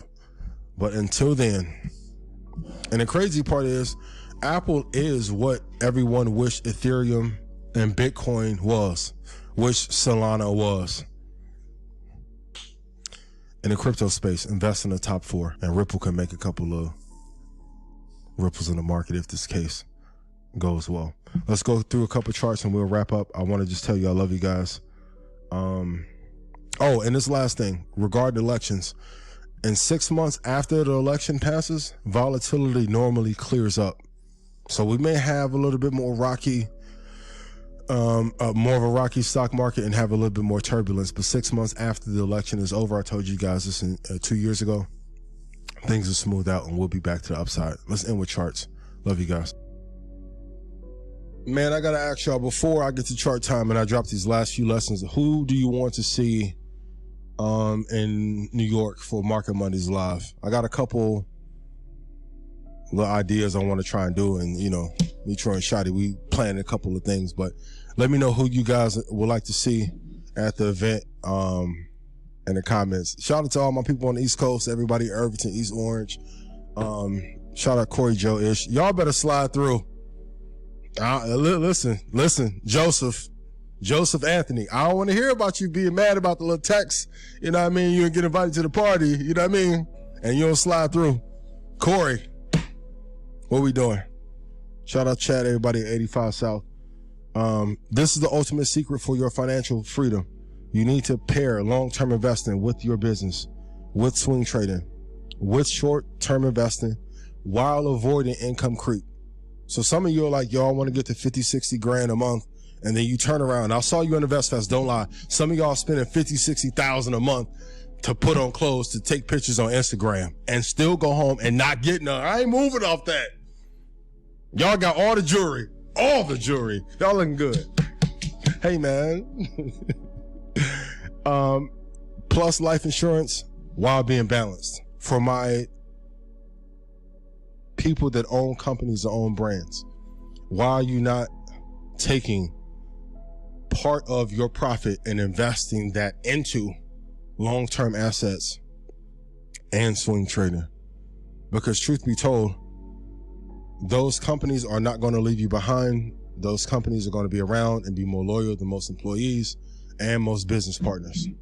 And I know some of you may think you may not need it, but I'd rather you have that capital working for you. Because if I always said it, if I can walk you right now into Google, even Netflix, and say, hey, I got a partnership for you, would you like me to set up the partnership meeting for you? Everyone says yes. And then I'll say, hey, why are you not investing in the company in the interim? It's one of the things that you can do to give you a great hedge and a lot of safety in the market and give you predictability. Because the one thing we all want in a business and in our financial well-being is to not have stress. Next tip, only take 12 trades per year if you're not a professional or if you are not returning $7 for every dollar you put into the market. For those of you that are doing options, you need to look at that put call ratio indicator every week on Y charts, or if you can find it on another site for free, great. But you need to see that what is the actual ratio of puts to calls to make sure that you're going in the right direction. And Ian Castle said this before, but many of the greatest investors only have a handful of investments that make up the lifetime of their gains. There's only 3 ways you really can invest. You can invest for income, and you can buy a bond or a stock to give you a dividend. You can have a growth stock and a stock that'll grow 10 to 25% in a year, or value, something that is undervalued and grows really slowly. But in the interim, if those trades are not working, please write these down. These are a few commodities that you can trade that are always going to be around. Number 1, copper. Number 2, soybean. Number 3, corn. Number 4, cotton. Which, given with the slave trade, like the cotton industry was the tech industry in the 1600s and 1700s. So that's why when we collectively had to pick cotton, that was America's original startup idea, was to play the arbitrage of human capital and not pay in inhumane conditions to offset cost. And if you look at what the return on investment was, which a lot of companies model themselves after now, were based on the returns that they got back in slavery. The next one is wheat, coffee, oats, and lumber. So I'll say them again: coffee, soybean, corn, cotton, wheat, coffee, oats, and lumber. So even if you cannot find a great stock to trade, those commodities will be there no matter what. Jake Freeman made $110 million off a $25 million investment, investing in Bed Bath & Beyond. Whew.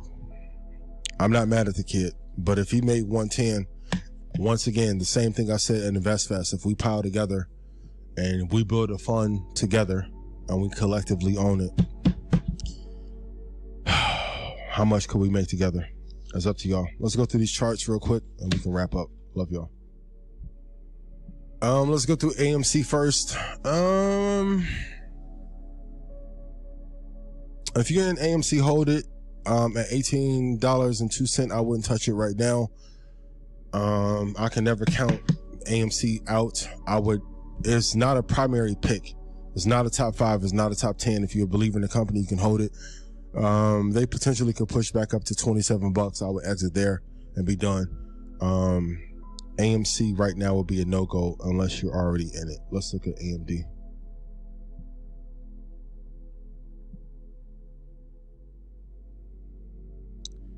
AMD I like for the long term.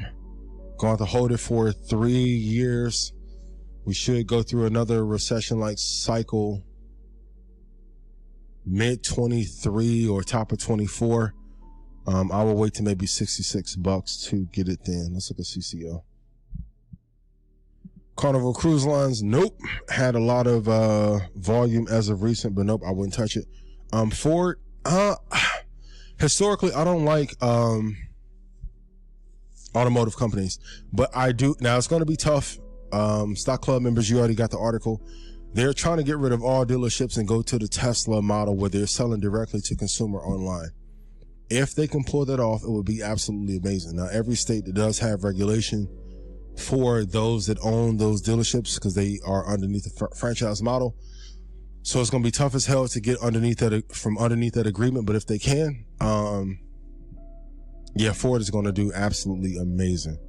I'm excited about that. Amazon, yes. Let's look at SoFi. And I'm going to try and cover a bunch of stocks I normally don't talk about. SoFi, nope. Can't touch it. Look at this, $28.26. We talked about it before. The low earlier this year was $4.82. Is now at $6.33. Don't touch SoFi for the long period. Bank of America. Okay. I don't love it though. GCT. It went from $12 to 60 and is now 48. You know my rule. For any stock that's this new, I need you to wait at least 90 days before we look to invest in it. DNA. No. Was at $15.86 last year. It's at $2.85. I mean, if it gets to like 34 cents and you want to just gamble, I would not be mad at it. If you want to swing trade it, not mad at it. STNE, nope, same thing. I will wait for STNE to break down to maybe $2, and I will ride it up to maybe $6 and get out for a swing trade. STNE is not a long-term hold. No way. American Airlines, no way. Let's go to WBD. Warner Brothers Discovery. Nope. Was at $70 last year. Is now $13.73. No. And I know some of you are going to be like, hey, a bunch of stocks have fallen a ton this year. What separates the ones that are quality? And number one, are they top 5 overall? Number 2, are they top 5 in their category? Number 3, do you know anybody using it? No, I don't hear any fans that love Warner Brothers. Tilray, the entire weed space is terrible until they pass national legislation. If you can open a dispensary, great, but I would not touch the stock.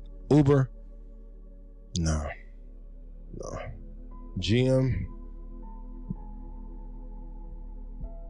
nah. Verizon, nope. Hell no. APDN. And when you actually comb through, this is a great homework assignment. I mean, for anybody who got in maybe at 70 cents and they wrote it up to $4, great. But if you look, in 2016, APDN was at $138. It's at $4 now. No, this is a good swing trade. So for my swing traders, you can put it on your list and potentially hold it and ride it up. Let's look at Fubo. Trash. Roblox. But I was saying, if you actually go through Roblox, I mean, if you get back to, you probably get filled at $22 flat if you're looking to hold for long term. But I mean, it fell from 141.60 down to $22. Some of this is just common sense. Like, if you're losing this much value in a company, you do not want to touch it. And the crazy part is the economy is not as bad as it could be. Let's look at Robinhood. No. Historically, I do not want you to invest in brokerages. Let's look at Coinbase. And you can see, give me 1 second.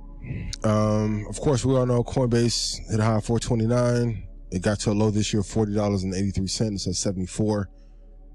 Great. And I have no issue with Coinbase. Not campaigning against them either. Square, nope, would not touch right now at all.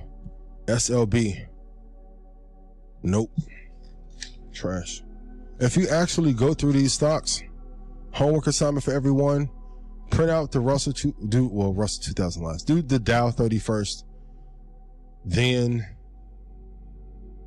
S&P 100, then the Russell 2000. If you go look at the actual charts and look at the 5-year month, you're going to see most companies are falling apart. Wayfair was at $369 last year. That's $57 right now. No. AMRS. There's not a lot of value. AMRS was at $500.89 in 2011. It is now at $2.88. Your stocks that you invest in should cost at least as much as the shoes you buy. This shit is not that complicated. CGRN. No. GSUN. If GSUN gets back to maybe $20, you can hold it long term. EYES. No. Can you guys see, if you're looking at a 5-year month chart, which we have here, can you guys see the trend of a lot of these? A lot of these are under $100, which is a sign it's no good. They'll have 1 month or a couple of good weeks that pushes them up, like here.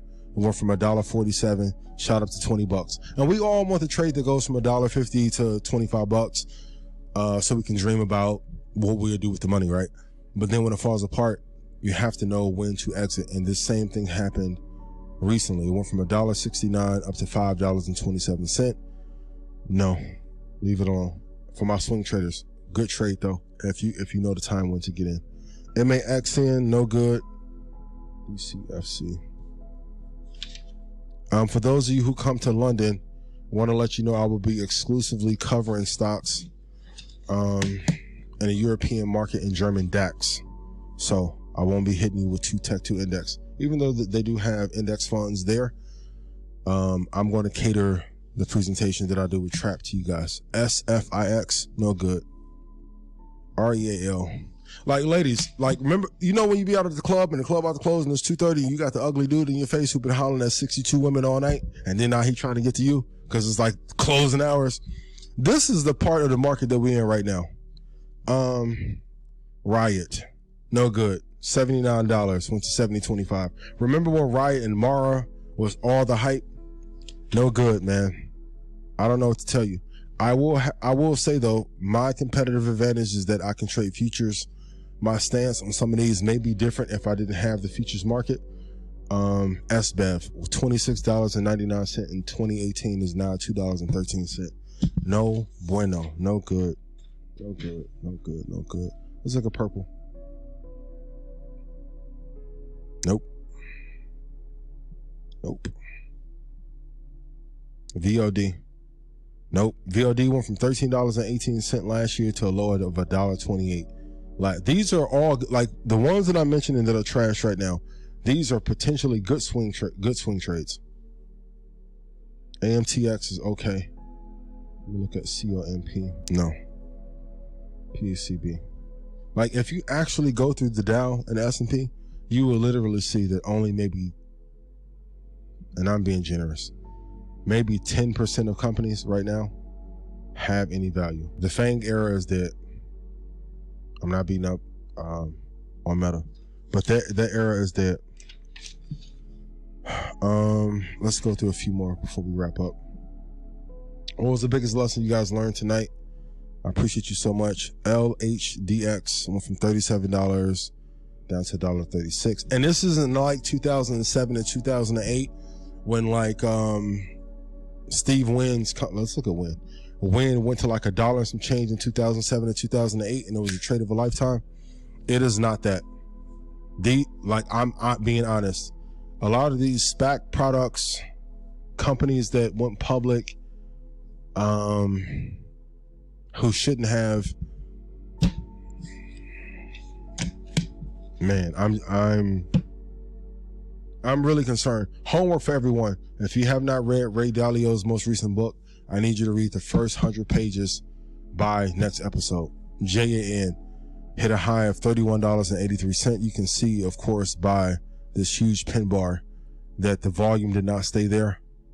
So we end up closing down here around, what is this, $10 some change? Yeah, $9 is now at $3.10.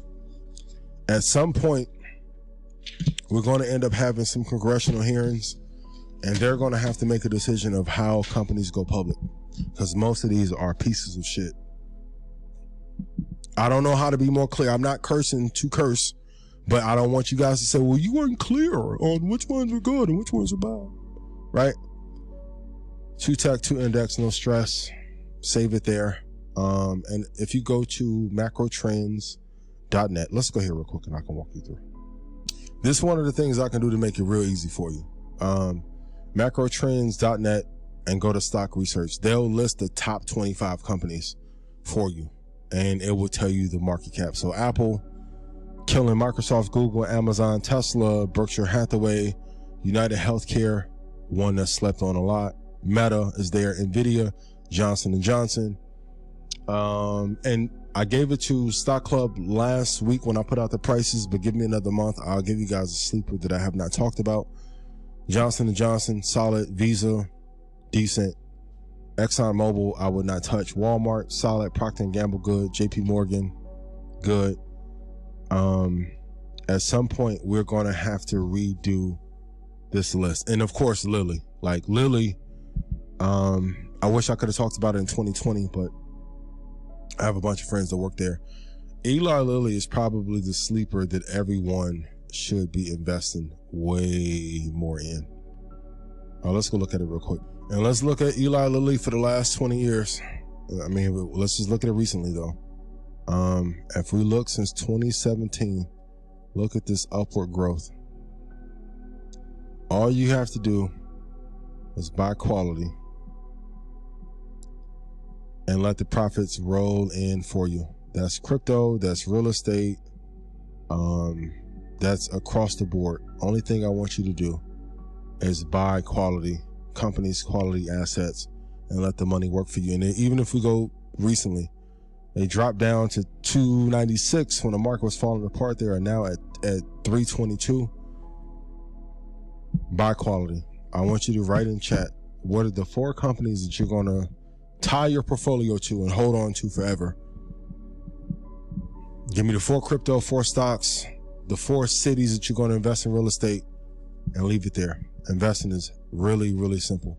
Don't deviate from that. I love y'all. I appreciate y'all dearly. But as I said last week, China is going to have some issues. Unless, well, I keep telling y'all I'm going to let y'all go. Look at me lying and over delivering as usual. If you look at Alibaba here, the high was 319.32. Jack Ma had to go on vacation because the government made him sit down.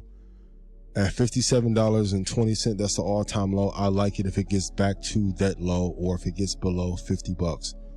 But right now at 89 bucks, it's almost 20% from the all-time low while being one of the greatest companies in China. And they didn't even let him take his other company public. Macroeconomic environment matters more than anything. Trust me, when these 2 or 3 years of roughness go away, for those of you that have been diligent and put your money away, you're going to be rich as hell, and I'm going to be proud of you. And we're going to go to Turks and Caicos and Mexico and Hawaii whenever we want to.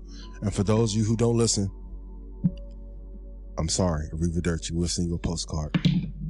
Love y'all. Over and out. Amazing performance. Outstanding. As always, that's very nostalgic for people. If you haven't watched Market Mondays in a while, or if you're new to Market Mondays, you might not remember that. But there was a point in time when Ian was doing a lot of presentation. So, you just try to add as much value as possible. But yeah, that was one of them ones. Thank you. And I feel like, it's the presentations are always good because you can actually go back and watch them. It's like a reference point. Yeah. So it's very good. And from a learning standpoint, some people learn differently. Some people learn how we're talking right now, but some people learn like from visual learners as well. And it's very soothing. Yeah, you mastered that. You mastered that. I like calm me. Yeah, the calmness of the investment. Yes. So, I've watched people, and I love it when people post it, but they're actually pausing the videos, writing down the notes from the slides. It's like, all right. But sometimes you can miss things, right, or misinterpret them when they're being taught. And it's like, we switch subjects. But when you have it written down right in front of you, now it's a teachable moment. Now it's like, I can write this down. I got my notes. I can go back and review. I can use this as a point of reference later. So yeah, it's always dope to have those, man. Unique content. Yes, exactly. Unique and the King of New York once said, most consistent, realest stories, and my interviews Oh, Holla. King of New York. Same Shout out show. Hey. to it had to happen. You know, shout out to all of our rap friends, boy. You know, it's time for a new king. And multiple. But we'll be generous rulers. Yes. I like LAU. Stay on this vibe. Katsuya after, yes. Eric Adams, call me. Man, oh, you gonna get some calls about this King of New York thing. Trust me. They changed so much. You guys are so humble when you started. He's got different now. How are you now? They use the culture to elevate themselves. I hate when y'all say that. I'm like, you know how many offers we turned down to be away from the oh my God. What? There you go, man. There you have. Speaking of New York, don't forget legendary Market Mondays will be in the world's most famous arena, Madison Square Garden, on November 27th of this year. One night only. Market Mondays live show.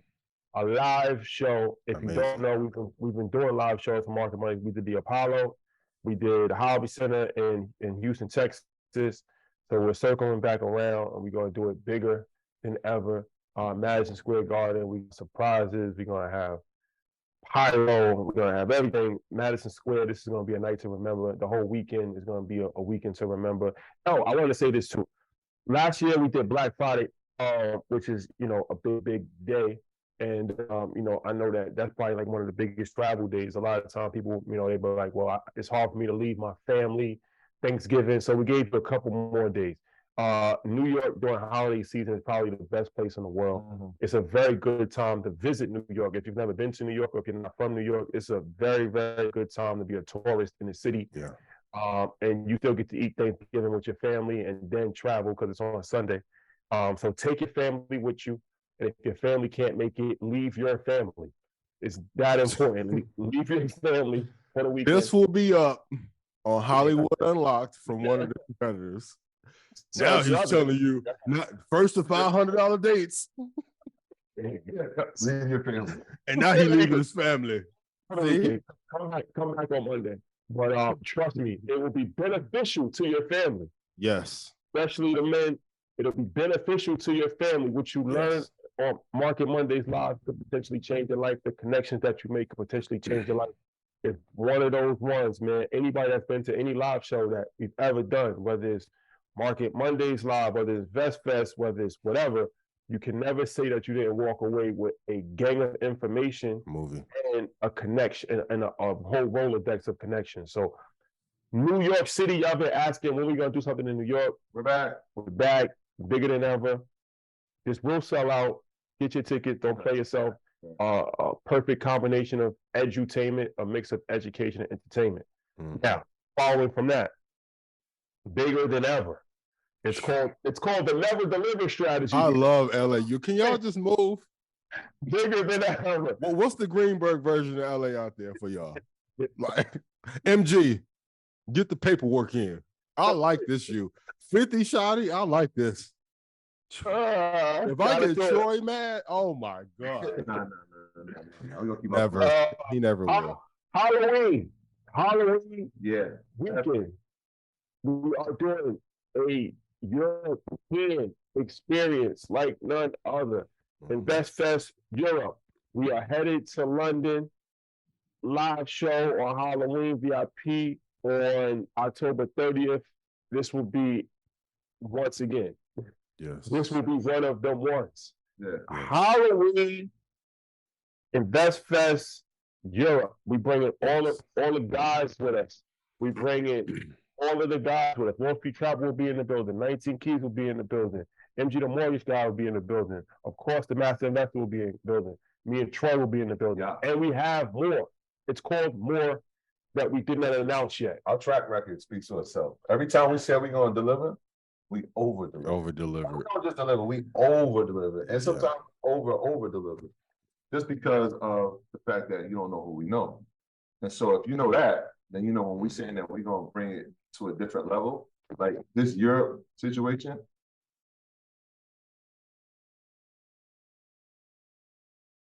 Again, London just was to see amazing. London, yo, is it really real? We want to see. London, all my UK family, I need y'all there. London, Manchester, all of the UK family. Brixton, we coming home. We need you there. And then larger than that, all of the European family, we need you there. Mhm. And then larger than that, Africa, you know, there's a bunch of Nigerians in London. You know, there's a bunch of people from Ghana in London. Africa, you already got that connection with London. Y'all go there all the time. So the family's already there. All of they went to university. Yeah, they went to university there.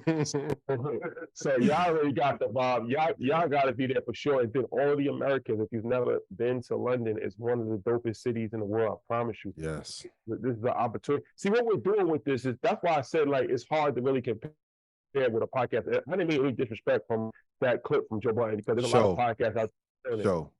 Remember what Dame said. Well, that's what I'm saying. But I'm just saying, like, there's a lot of podcasts that's doing that thing. Man Over Game. Those are my brothers. I love them. Horrible Decisions. Mouse Jones. They killing it right now. Guys Next Door.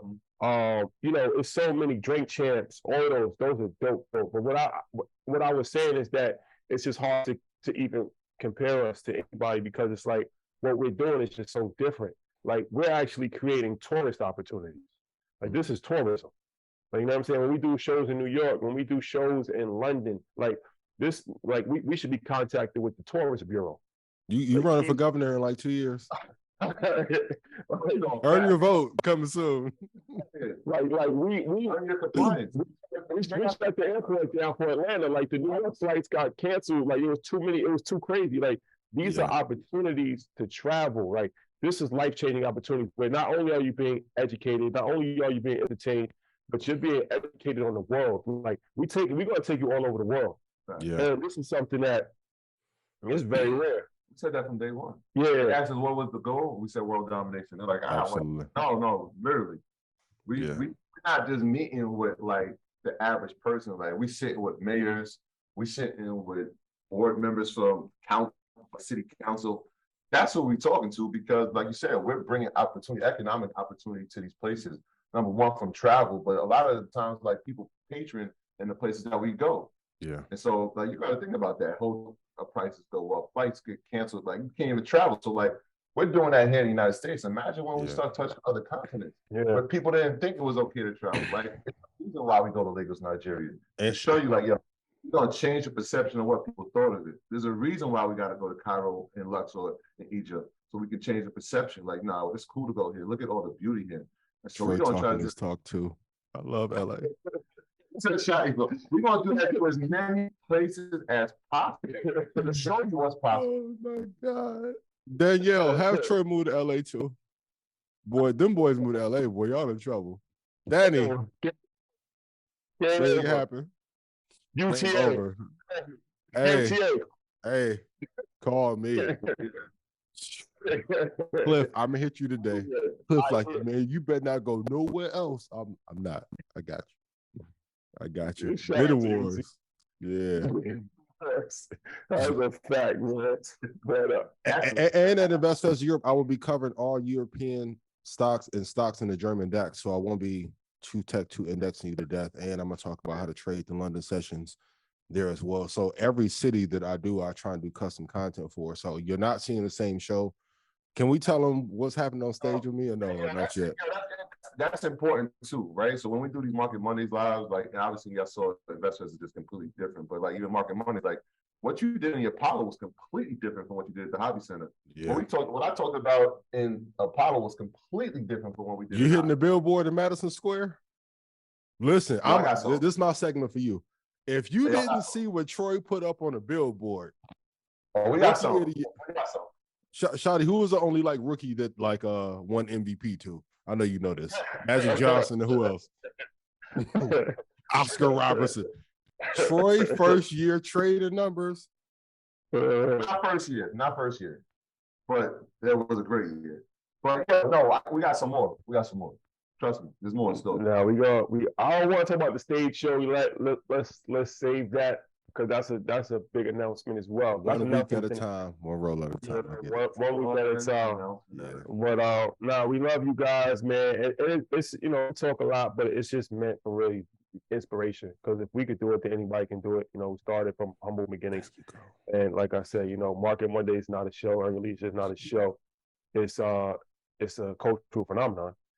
And it's an experience. It's an experience. Like that's the best way to really describe it. Like Market Monday is an experience. Like whether you're watching on YouTube, whether you see it at Madison Square Garden, whether you whatever it is, however you interact with it at some point in time, it's a moment, and you're gonna remember that moment, and it's an experience. And that's what we want. We want to create experiences. So these live events allow us to create experiences outside of just creating content on YouTube. Mm-hmm. And this is something that we always want to just kind of push the boundaries and say like, okay, what can we do next? What can we do next? What can we do next? Mm-hmm. And we're gonna do something big, every time. Every time, it's the only way to do it. So shout out to y'all. Get your tickets to Invest Europe. Get your tickets to Madison Square Garden. Link in the bio. And yeah, we'll see you at both places. We're on world tour right now. Shout out to AJ Johnson. Big episode tomorrow. Check it out. Great. Black grocery store owner, Oasis in Tulsa, Oklahoma. Very, very important. Food deserts, nutrition, all of those things that you need to know about, because a lot of times we just consume things and we don't realize what goes into it, especially food, and that's very, very vitally important. So check it out. And yeah, we talk about food deserts, but we also talk about banking deserts as well. So we got a great choice. We look at bank from that. Ally is a leading digital financial service company with passionate customer service and relentlessly focused on doing it right for both customers and our community. Ally is giving our Market Monday viewers and listeners a special offer at ally.com/UIL so that you can save, invest, and spend on the things that matter most to you. Again, that's ally.com/UIL. Everything we need, we're all better off with Ally. Securities products and services are offered through Ally Invest Securities, LLC, member of FINRA, SIPC. Shout out to the good folks over at Ally. Shout out to Ally. Good people. And shout out to the Segway King, Troy. Like a couple lessons, content creators. Take it when Troy put his head down and get quiet, and all the interviews, he got a fire question coming. For those of you that have like exciting personalities, peep what Rashad did, right? He did the King of New York thing, got braggadocious, and brought it down and became humble again. That's one part I got to pick up. I got to add to the repertoire. Because I'll be going crazy and then like never come off the Goku mode, right? So I got to go Goku and then Martin Luther King. And then also being able to do everything. Behind the scenes, like you don't see Mike setting up the shows for the live shows, Troy setting up cameras behind the scenes. Like for my creatives, right now, you have one of the greatest opportunities in history. Netflix needs help. If they start putting video games on the platform, that means if you have a show, they probably need your content. UTA, we need to make some calls. Boy. Now I will say, I don't want to get Idea away for free. I think they need to do something other than monthly subscriptions, though. They need to either increase or decrease. Netflix? Yep. And if there are certain shows that could provide a certain amount of value.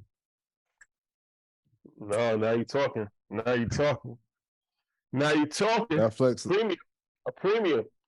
You pay a premium for quality.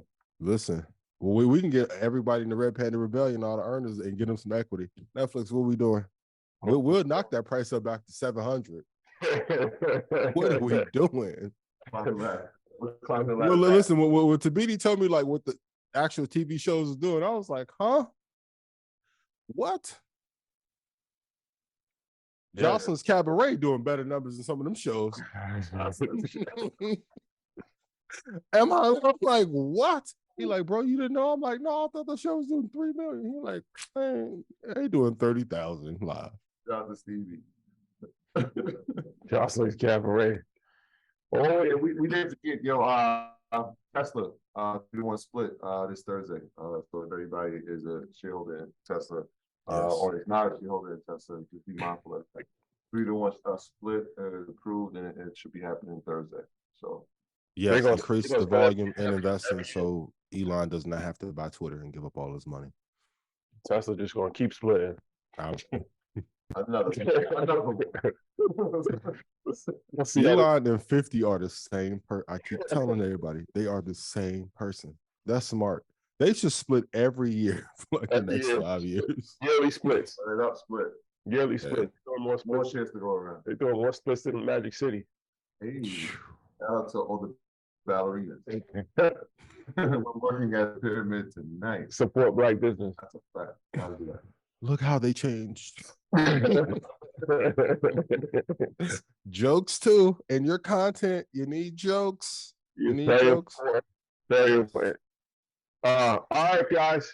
We'll see you tomorrow. See you next week. Take care. Get your tickets to InvestFest Europe. Get your tickets to Market Mondays MSG. Big announcement next week. Big one. Don't play yourself. I need y'all to stay in LA for 12 weeks. Has to. All right, what's up?